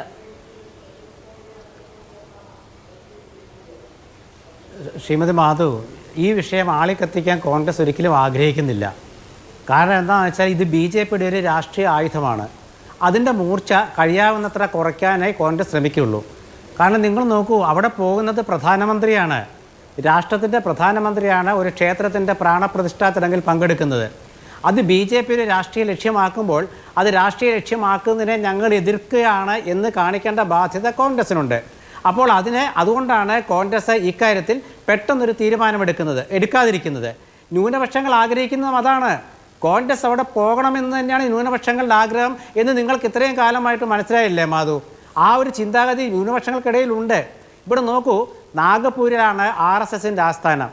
അവിടെ പോയിട്ട് കോൺഗ്രസിൻ്റെ 139ാം സമ്മേളനം നടത്തിയ രാഹുൽ ഗാന്ധി മണിപ്പൂരിൽ നിന്നൊരു യാത്ര ആരംഭിക്കുകയാണ്. ആ യാത്ര UP-യിലും അയോധ്യ വഴിയൊക്കെയാണ് വരുന്നത്. അപ്പോഴേക്കുമൊക്കെ രാഷ്ട്രീയം മാറും മാധു. അവിടെ രാഹുൽ ഗാന്ധി പ്രസംഗിക്കാൻ പോകുന്നത് എന്തായിരിക്കും? അതൊക്കെ നമ്മൾ ആലോചിക്കണ്ടേ? ഒരു പൂജ എന്നും തുടർന്നുകൊണ്ടിരിക്കാൻ പറ്റില്ലല്ലോ. പ്രാണപ്രതിഷ്ഠ പൂജ കഴിഞ്ഞാൽ എല്ലാവരും പോകും. ലോക്സഭാ തെരഞ്ഞെടുപ്പിന് ആ സമയത്ത് നിങ്ങളുടെ നേതാക്കളൊക്കെ എവിടെയായിരിക്കും? ഈ പറയുന്ന ലോക്സഭാ തെരഞ്ഞെടുപ്പിന് ഒരു കൃത്യമായ രാഷ്ട്രീയ ഒരുക്കത്തിന് പോലും ശേഷിയില്ലാത്ത സംഘടനാ സംവിധാനമായി പോകും കോൺഗ്രസ് എന്നതുപോലും മനസ്സിലാക്കാതെയാണോ ശ്രീ എൻ ശ്രീകുമാർ പറയുന്നത് ഇതൊക്കെ? മാധു എന്താ ഉദ്ദേശിക്കുന്നത് എനിക്ക് മനസ്സിലായില്ല. ജനാധിപത്യ രീതിയിൽ തെരഞ്ഞെടുപ്പ് നടത്തിയ കോൺഗ്രസ് പ്രസിഡന്റ് ഉണ്ട്, ഒരു വർക്കിംഗ് കമ്മിറ്റി ഉണ്ട്. ആ വർക്കിംഗ് കമ്മിറ്റി ദക്ഷിണേന്ത്യയിലെ 2 സംസ്ഥാനങ്ങളിൽ ഭൂരിപക്ഷം പിടിച്ചെടുത്തിട്ടുണ്ട്. ഉത്തരേന്ത്യയിൽ അവർ പരാജയപ്പെട്ടു. അപ്പോൾ ബി ജെ പിയുടെ സുഹൃത്തുക്കളൊക്കെ പറയുന്നത് ദക്ഷിണേന്ത്യൻ പാർട്ടിയായിട്ട് കോൺഗ്രസ് മാറി. പക്ഷേ ഉത്തരേന്ത്യൻ പാർട്ടിയാണ് ബി ജെ പി പ്രാണപ്രതിഷ്ഠ നടത്തി. നിങ്ങൾ പറയുന്നത് ഇതൊരു രാഷ്ട്രീയ സ്റ്റണ്ടാണ് എന്നാണല്ലോ. അതിനെ അങ്ങനെ തന്നെ എടുത്തുകൊണ്ടാണ് ഞാൻ പറയുന്നത് കേട്ടോ. അതായത് ഇതൊരു ബി ജെ പിയുടെ രാഷ്ട്രീയ സ്റ്റണ്ട് ആണെങ്കിൽ പ്രാണപ്രതിഷ്ഠാ കർമ്മമൊക്കെ നടത്തി അതിന്റെ പേരിൽ വോട്ട് വാങ്ങാൻ കഴിയുന്ന, ഞാൻ നിങ്ങളുടെ വാക്കുകളാണ് പറയുന്നത്, വോട്ട് വാങ്ങാൻ കഴിയുന്ന അജയ്യരായ ഒരു രാഷ്ട്രീയ പരിതസ്ഥിതിയിലേക്ക് മാറ്റപ്പെടുന്ന ബി ജെ പി ഒരു വശത്ത് നിൽക്കുന്നു. ആ സമയത്താണ് ഈ പറയുന്ന ന്യായയാത്ര നടപ്പിലാക്കാൻ പോകുന്നത്. അതിനുശേഷം 1 മാസമേ ഉള്ളൂ ലോക്സഭാ തെരഞ്ഞെടുപ്പിന്. ആ 1 മാസം കൊണ്ട് വേണം ന്യായയാത്രയിൽ നിന്ന് മാറി ലോക്സഭാ തെരഞ്ഞെടുപ്പിന്റെ ഒരുക്കങ്ങളിലേക്ക് കോൺഗ്രസിന് പോകാൻ. ആത്യന്തികമായി എന്താണ് നിങ്ങൾക്ക് ബി ജെ പിയോട് പിടിച്ചു നിൽക്കാൻ വേണ്ടത്? വിജയമാണ്. അതിനുള്ള സംഘടനാ സംവിധാനവും ശേഷിയും അവശേഷിക്കുമോ ആ സമയത്ത്? ഈ രാഹുൽ ഗാന്ധിയുടെ യാത്ര എന്ന് പറയുന്നതാണ് കോൺഗ്രസിന്റെ തെരഞ്ഞെടുപ്പ് ഒരുക്കങ്ങളുടെ ഒരു ഭാഗം. കോൺഗ്രസിന് അങ്ങനെ അത്ര വലിയ ഒരുക്കങ്ങളൊന്നും നടത്തേണ്ട കാര്യമില്ല. കാരണം എല്ലാ സംസ്ഥാനങ്ങളിലും അതിനുള്ള ഒരു നിലപാട് കോൺഗ്രസ് എടുത്തിട്ടുണ്ട്. പിന്നെ ഒരു കാര്യം കൂടെ പറയട്ടെ, നമ്മുടെ ശ്രീ ശിവദാസ് അദ്ദേഹം ഡൽഹിയിലായതുകൊണ്ടാകും അദ്ദേഹം മാധ്യമപ്രവർത്തകരുടെ കാര്യത്തെക്കുറിച്ചൊക്കെ പറഞ്ഞു. കേരളത്തിലെ സ്ഥിതി എന്താ മാധു? അദ്ദേഹം കാണാതിരുന്നിട്ടാണോ മറന്നുപോയതാണോ എന്നറിയില്ല. എത്ര കേസാണ് മാധ്യമപ്രവർത്തകർക്കെതിരെ മുഖ്യമന്ത്രി പിണറായി വിജയൻ്റെ നേതൃത്വത്തിൽ എടുക്കുന്നത്? പിന്നെ അത് മാത്രമല്ല, അദ്ദേഹം കുറേ പേരുടെ ആ ഒരു കൊലപാതകത്തെക്കുറിച്ചൊക്കെ പറഞ്ഞു. ചെടിച്ചട്ടി കൊണ്ട് തലക്കടിച്ചാൽ അത് രക്ഷാപ്രവർത്തനമാണെന്ന് പറയുന്ന ഒരു പാർട്ടിയുടെ വക്താവാണ് ശ്രീ ശിവദാസൻ എന്ന കാര്യം കൂടി ഓർമ്മിപ്പിക്കാതെ പോകുന്നത് ശരിയല്ല. കാരണം രാഷ്ട്രീയം എന്ന് പറയുന്നത് എപ്പോഴും ഒരു ഭാഗത്ത് മാത്രം ചിന്തിച്ചിരുന്ന കാര്യമില്ലല്ലോ. അപ്പോൾ അതുകൊണ്ട് ബി ജെ പി എന്താണോ ചെയ്യുന്നത് അതെല്ലാം കേരളത്തിൽ നടക്കുന്നുണ്ട് ശിവദാസൻ. ഒരു പക്ഷേ താങ്കൾ അത് അറിഞ്ഞിട്ട് കണ്ണടച്ചതാണെങ്കിൽ എനിക്കൊന്നും പറയാനില്ല. പക്ഷേ താങ്കൾ അറിയാതിരിക്കില്ല. പക്ഷേ താങ്കൾ ഇത് പറഞ്ഞപ്പോൾ ഒരു പത്രപ്രവർത്തകനായ എനിക്കത് ഓർമ്മിപ്പിക്കേണ്ടി വന്നു എന്ന് മാത്രം, മറ്റൊന്നും ധരിക്കേണ്ട കാര്യവും അതിലില്ല. ശ്രീ എൻ ശ്രീകുമാർ, നമ്മൾ സംസാരിക്കുന്നത് ലോക്സഭാ തെരഞ്ഞെടുപ്പിനെ പറ്റിയാണ്. കോൺഗ്രസിന്റെ ദേശീയ തലത്തിലുള്ള രാഷ്ട്രീയ എതിരാളി എന്ന് പറയുന്നത് ബി ജെ പി ആണ്. നിങ്ങൾക്ക് ഇപ്പോഴും അത് കേരളത്തിന്റെ പരിമിത വൃത്തത്തിലേക്ക് ചുരുക്കിക്കൊണ്ടുവരിക, ഇവിടുത്തെ പൊളിറ്റിക്സിൽ എങ്ങനെ മുൻപന്തിയിൽ നിൽക്കാം, കഴിഞ്ഞ തവണത്തെ 19 സീറ്റ് 20 സീറ്റാക്കി ഉയർത്താം എന്നുള്ളത് മാത്രമാണോ പ്രശ്നം എന്നതൊരു ആശങ്കയായി ഞാൻ മുന്നോട്ട് വെക്കുന്നുണ്ട് കേട്ടോ. പക്ഷെ ഞാൻ അങ്ങയിലേക്ക് തിരികെ വരാം. എനിക്കൊരു ഇടവേള അനിവാര്യമാണ്, തിരികെ വരാം. ശ്രീ എസ് സുരേഷ്, ഞാൻ നേരത്തെ അങ്ങോട്ട് ചോദിച്ചെങ്കിലും അങ്ങ് മറുപടി പറയാതെ പോയൊരു കാര്യം എന്ന് പറയുന്നത് അയോധ്യയിൽ അവസാനിക്കുമോ എന്നത് രാജ്യത്തെ ന്യൂനപക്ഷത്തിന്റെ വലിയ ആശങ്കയാണ്. നേരത്തെ ശ്രീ വി ശിവദാസൻ ചൂണ്ടിക്കാട്ടി കാശി മുദ്ര ബാക്കി ഹേ എന്നൊരു മുദ്രാവാക്യം ജനാധിപത്യത്തെ വലിയ തോതിൽ, മതേതര കാഴ്ചപ്പാടിനെ വലിയ തോതിൽ ഭീഷണിപ്പെടുത്തുന്ന ഒന്നാണ്. ശരിയാണ്, മോഹൻ ഭാഗവത് പറഞ്ഞു എല്ലാ പള്ളിയുടെയും താഴെ പോയി ശിവലിംഗം തപ്പി നോക്കേണ്ട കാര്യമില്ല എന്ന്. പക്ഷേ സർവേക്ക് ഈ പറയുന്ന നിയമവ്യവസ്ഥതയിലൂടെ തന്നെ അംഗീകാരം കിട്ടുന്ന ഒരു കാലഘട്ടത്തിൽ അയോധ്യയിൽ അവസാനിക്കുമെന്ന ആത്മവിശ്വാസം എങ്ങനെ ന്യൂനപക്ഷത്തിനുണ്ടാകും? മാധു ശരിയാമണ്ണം പറഞ്ഞതുപോലെ RSSന്റെ സർസംഘചാലക് മോഹൻജി ഭഗവത് വളരെ വ്യക്തമായിട്ട് തന്നെ ഈ രാജ്യത്ത് വ്യക്തമാക്കി കഴിഞ്ഞു. അതോടൊപ്പം തന്നെ മുസ്ലിം സഹോദരന്മാർ ഞങ്ങളുടേതാണ്, ഞങ്ങളുടെ ഭാഗമാണ്, ഈ രാജ്യം മുസ്ലിമിനും കൂടെ അവകാശപ്പെട്ടതാണ് എന്ന് പറഞ്ഞിരിക്കുന്നത്, ഈ രാജ്യത്ത് അങ്ങനെ പറഞ്ഞിരിക്കുന്നത് RSSന്റെ ചീഫാണ് ശ്രീ മോഹൻജി ഭഗവത്താണ്. അപ്പോൾ അത്തരത്തിൽ വളരെ വ്യക്തമായിട്ടുള്ളൊരു നിലപാടാണ് BJPക്കും RSS ഉൾപ്പെടെയുള്ള പ്രസ്ഥാനങ്ങൾക്കും ഈ രാജ്യത്ത് ന്യൂനപക്ഷങ്ങളോടുള്ളത്. പക്ഷേ ഷായിപ്പള്ളിയിൽ സർവേക്ക് അനുമതി കിട്ടിയിരിക്കുകയാണല്ലോ, അതേ ആശങ്കയോടെയല്ലേ ന്യൂനപക്ഷം നോക്കി കാണുകയുള്ളൂ? അല്ല, നിയമത്തിൻ്റെ വഴിക്ക് പോകട്ടെ. അതിൽ ഭരണകൂടം എന്ന നിലയിൽ എന്ത് നിലപാടെടുക്കണം എന്ന് വരുന്ന സമയത്ത് ഭരണകൂടവും രാഷ്ട്രീയ പാർട്ടി നിലപാടെടുത്താൽ. അയോധ്യ വിധിയിൽ പക്ഷേ നിയമത്തിന്റെ വഴിക്ക് പോയി എന്നല്ല അങ്ങ് പറഞ്ഞത്, അത് മോദി സർക്കാരിന്റെ നേട്ടമായിട്ടാണ് അങ്ങ് പറഞ്ഞത്. 1528 വിഷയമല്ലേ? പക്ഷേ സുപ്രീം കോടതി വഴി നടപ്പിലാക്കിയപ്പോൾ അതിന്റെ ക്രെഡിറ്റ് ഏറ്റെടുക്കാൻ അങ്ങ് തയ്യാറായിരുന്നു. ഇതിപ്പോൾ കോടതി വഴി നടക്കുമ്പോൾ അത് നിയമത്തിന്റെ വഴിക്ക് എന്ന് പറയുന്നത് രണ്ടു തരം പ്രകടനപരതയല്ലേ? അല്ല, ഇപ്പോൾ ഹൈക്കോടതിയിലല്ലേ നിൽക്കുന്നത്. സുപ്രീം കോടതിയുടെ ഭരണഘടനാ ബെഞ്ച് വരെ ഉണ്ടല്ലോ, ധൃതി വയ്ക്കാതിരിക്കും. ഇപ്പൊ നമുക്ക് ആ വിഷയം അല്ലല്ലോ ഇവിടുത്തെ വിഷയം. ഇവിടുത്തെ വിഷയം എന്താ?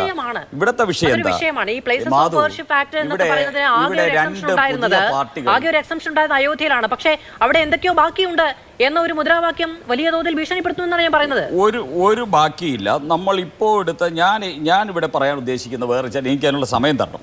ഒന്ന്, ഞാൻ ശ്രീ എൻ ശ്രീകുമാറിനോട് ചോദിക്കുന്നു, രാഹുൽ ഗാന്ധി അയോധ്യയിലേക്ക് പോകുന്നില്ലേ? എന്താ ഭയമുണ്ടോ? രാഹുൽ ഗാന്ധി അയോധ്യയിലേക്ക് പോയാൽ ഇനി അമേഠി പോയി വയനാട്ടിലും നിൽക്കാൻ പറ്റില്ല എന്നുള്ള ഭയമുണ്ടോ കോൺഗ്രസിന്? റിട്ടയർമെൻറ്റ് ആയി നിൽക്കുന്ന സോണിയാഗാന്ധിയെ മാത്രം എന്തിനാ വിടുന്നത്? ഇത്ര ഈ വയോവൃദ്ധയായ അവരെ മാത്രം എന്തിനാ വിടുന്നത്? മകനെയും കൂടെ വിട്ടൂടെ? മണിപ്പൂരിൽ നിന്ന് മഹാരാഷ്ട്രയിലേക്ക് വരുന്ന വഴിയിൽ വരുന്നതിനിടയിൽ ഒന്ന് അയോധ്യ വരെ പോകാൻ എന്തുകൊണ്ട് രാഹുൽ ഗാന്ധി തൻ്റെ ഇടം കാണിക്കുന്നില്ല? കാരണം നിങ്ങളുടെ പാർട്ടി ഇന്ന് കേരള കേക്ക പാർട്ടിയായി മാറി, കേരള കോൺഗ്രസ് പാർട്ടിയായിട്ട് മാറി. നിങ്ങളുടെ കേരള കോൺഗ്രസ് പാർട്ടി സമസ്തയുടെ മുമ്പിൽ സമസ്തവും കൊണ്ട് അടിയറ വച്ചിരിക്കുകയാണ്. മുസ്ലിം ലീഗിൻ്റെ വാലിൽ തൂങ്ങി മാത്രം ജീവിക്കുന്ന പാർട്ടിയായിട്ട് കേരളത്തിലെ കോൺഗ്രസ് പാർട്ടി മാറി. ഇന്ത്യൻ നാഷണൽ കോൺഗ്രസ് പാർട്ടി എന്ന് പറയുന്നത് ഇനി കേക്ക പാർട്ടി, കേരള കോൺഗ്രസ് പാർട്ടി എന്ന രീതിയിൽ മാറ്റി എഴുതേണ്ടിയിരിക്കുന്നു. ശിവദാസൻ്റെ പാർട്ടി കേക്ക പാർട്ടി ആയിക്കഴിഞ്ഞു, കേരള കമ്മ്യൂണിസ്റ്റ് പാർട്ടി ആയിക്കഴിഞ്ഞു. ഇന്ത്യയിൽ മറ്റൊരിടത്തും ഇനി അതിന് ഒരു തരി പോലും അവശേഷിപ്പില്ല. 34 വർഷം ഭരിച്ച ബംഗാളിൽ ഞങ്ങളാണ് 77 സീറ്റോടുകൂടി ബംഗാളിൻ്റെ ചരിത്രത്തിലെ ഏറ്റവും വലിയ പ്രതിപക്ഷ പാർട്ടി. 25 വർഷം ശിവദാസൻ്റെ പാർട്ടിക്കാർ ഭരിച്ച ത്രിപുരയിൽ കഴിഞ്ഞ 2 ടേമായിട്ട് മുഖ്യമന്ത്രി BJPയുടെ താമര ചിഹ്നത്തിൽ ജയിച്ച ആളാണ്. അവിടെ ഇന്ന് ഒരു MLA പോലും ഇല്ല എന്നുള്ള വസ്തുത നമ്മൾ മനസ്സിലാക്കണം. പശ്ചിമ ബംഗാളിൽ അതുകൊണ്ട് ഞാൻ പറഞ്ഞു വരുന്നത് പറയുന്ന സമയത്ത് നിങ്ങൾക്ക് നിങ്ങളുടെ ഒരു പൊളിറ്റിക്കൽ അജണ്ടയും നടപ്പിലാക്കാത്ത ഒരു സംസ്ഥാനത്ത് നിന്നുകൊണ്ടാണ് നിങ്ങൾ അത്തരം ഒരു സ്റ്റേറ്റ്മെന്റ് ഒന്ന് പറയുന്നത് എന്നത് വ്യക്തമാക്കണം. ഇവിടെ എന്തെങ്കിലും തരത്തിൽ അയോധ്യയോ രാമക്ഷേത്ര നിർമ്മാണമോ ഒരു എന്തെങ്കിലും തരത്തിൽ നിങ്ങൾക്ക് ഗുണം ചെയ്തിട്ടുള്ള ഒരു കാര്യമാണോ? അല്ല, മാധു, എനിക്ക് ഇനിയും പറയാനുണ്ട്. എൻ്റെ അജണ്ട പറഞ്ഞതിന് ശേഷം ഞാൻ മാധുവിൻ്റെ അജണ്ടയിലേക്ക് വരാം. മാധുവിന് വേറൊരു അജണ്ട ഉണ്ടല്ലോ. അപ്പോൾ ശ്രീ N. ശ്രീകുമാർ, ശ്രീ ശിവദാസ്, നിങ്ങൾ കഴിഞ്ഞ 1993 ഫെബ്രുവരി 3-ാം തീയതി നിങ്ങൾ കോൺഗ്രസ്സുകാരും CPMകാരും ഒരുമിച്ച് ചേർന്ന് കേരളത്തിൻ്റെ നിയമസഭയിൽ ഒരു പ്രമേയം പാസ്സാക്കി. ആ പ്രമേയം പാസ്സാക്കിയിരിക്കുന്നത് അവിടെ അയോധ്യയിൽ ശ്രീരാമക്ഷേത്രവും പണിയണം, മസ്ജിദും പണിയണമെന്നല്ല. ആ പ്രമേയം അന്നേ ദിവസത്തെ ഫെബ്രുവരി 4 മനോരമ പത്രത്തിൽ അച്ചടിച്ചു വന്നു. അയോധ്യയിൽ പള്ളി പണി തുടങ്ങണം കേരള നിയമസഭ എന്നതാണ് പ്രമേയം. ഞാൻ ചോദിക്കുന്നു, ആ അയോധ്യയിൽ പള്ളി പണിയാൻ വേണ്ടി 5 ഏക്കർ ഭൂമി യോഗി സർക്കാർ നൽകിക്കഴിഞ്ഞു. അയോധ്യയിൽ പള്ളി പണിയാൻ വേണ്ടി ആ ട്രസ്റ്റിന് സാമ്പത്തിക സഹായം BJP ഭരിക്കുന്ന സർക്കാരും BJPയുടെ അഭ്യുദയകാംക്ഷികളും നൽകിക്കൊണ്ടിരിക്കുന്നു. ഇവിടെ ഇങ്ങനെ ഒരു വെണ്ടയ്ക്ക നിരത്തിക്കൊണ്ടൊരു പ്രമേയം പാസാക്കിയ കോൺഗ്രസ്സുകാരോടും കമ്മ്യൂണിസ്റ്റുകാരോടും കേരളത്തിലെ പ്രേക്ഷക സമക്ഷത്തിൽ നിന്നുകൊണ്ട് ഞാൻ ചോദിക്കുന്നു, നിങ്ങൾ ആ പള്ളി പണിയാൻ വേണ്ടി നയാ പൈസ നിങ്ങളുടെയൊക്കെ ഒരു വർഷത്തെ ശമ്പളം കൊടുക്കണം. വോട്ട് പിടിക്കാൻ വേണ്ടി നിയമസഭയിൽ ഒരു പ്രമേയം പാസാക്കിപ്പിച്ച്, ഐകകണ്ഠേന പ്രമേയം പാസാക്കിപ്പിച്ച് ഇന്ത്യയിലെ മുസ്ലിം സമൂഹത്തെ വഞ്ചിക്കാനായിട്ട് ഒരു ഹെഡിങ് ഉണ്ടാക്കി കൊടുത്ത കോൺഗ്രസ്സുകാരും കമ്മ്യൂണിസ്റ്റുകാരും AKG സെന്ററിൽ നിന്ന് ഇന്ദിരാഭവനിൽ നിന്നും ആ പള്ളിക്ക് വേണ്ടിയുള്ള പണം കൊടുക്കാൻ തയ്യാറാണോ? BJP പണം കൊടുക്കുന്നു, BJP ഭൂമി കൊടുക്കുന്നു. ഞാൻ വെല്ലുവിളിച്ച് ചോദിക്കാൻ തീർന്നില്ല. മാധു, അങ്ങനെ പോകരുത്.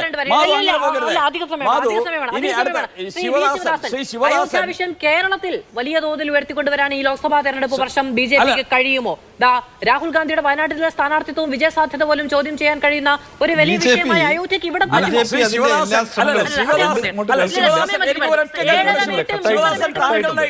ഇടപെടരുത്. എനിക്ക് ആഗ്രഹമുണ്ട്. ഞാൻ ഒറ്റ മഹാത്മാഗാന്ധിയുടെ രാമനെ കുറിച്ചും BJPയുടെ രാമനെ കുറിച്ചും അത് സനാതന ധർമ്മമാണ്. എന്തായാലും സീതാറാം യെച്ചൂരിയുടെ DNA ഈ ഇന്ത്യയുമായിട്ട് യാതൊരു ബന്ധവുമില്ലാത്ത, ഈ സംസ്കാരവുമായിട്ട് യാതൊരു ബന്ധവുമില്ലാത്ത DNA ആണെന്ന് നിങ്ങൾ മനസ്സിലാക്കിയാൽ മതി. സീതാറാം എന്നാണെങ്കിലും. ശ്രീ ശിവദാസൻ മറുപടി. ഞാൻ ഇങ്ങോട്ട് പറഞ്ഞത് കേട്ടിരുന്നില്ല. ഏതായാലും അവസാനത്തെ ചോദ്യഭാഗം മാത്രമാണ് BJPക്ക് സ്വാധീനം ഉണ്ടാക്കാൻ പറ്റുമോ എന്നുള്ള ചോദ്യഭാഗം മാത്രമാണ് എനിക്ക് കേൾക്കാൻ കഴിഞ്ഞിട്ടുള്ളത്. ഞാൻ ഒന്ന് ഉറപ്പിച്ച് പറയുകയാണ്, കേരളം എന്നുള്ളത് രാജ്യത്തിന് മാതൃകയാവുന്ന പ്രഖ്യാപനങ്ങൾ നടത്തിയിട്ടുള്ള, രാജ്യത്തിൻ്റെ ശ്രദ്ധ എല്ലാ ഘട്ടത്തിലും നേടിയെടുത്തിട്ടുള്ള, പുരോഗതിയുടെ പാതയിൽ സഞ്ചരിച്ചിട്ടുള്ള ഒരു സംസ്ഥാനമാണ്. മതനിരപേക്ഷ രാഷ്ട്രീയത്തിലൂന്നിക്കൊണ്ട് BJPയെ അകറ്റി നിർത്തിക്കൊണ്ട് കേരളം മുന്നോട്ട് പോകും. അതിലാർക്കും ഒരു സംശയവും വേണ്ട. പിന്നെ വേറൊരു കാര്യം, ത്രിപുരയെക്കുറിച്ചും ബംഗാളിനെക്കുറിച്ചും മറ്റ് സംസ്ഥാനങ്ങളെക്കുറിച്ചും ഒക്കെ പറഞ്ഞു പോയി. ഇടതുപക്ഷം അധികാരമിരുന്ന സ്ഥലത്ത് ഭൂപരിഷ്കരണം നടപ്പിലാക്കി. ഇടതുപക്ഷം അധികാരത്തിലിരുന്ന സ്ഥലത്ത് പാവപ്പെട്ട മനുഷ്യർക്ക് ഭൂമി കൊടുത്തു.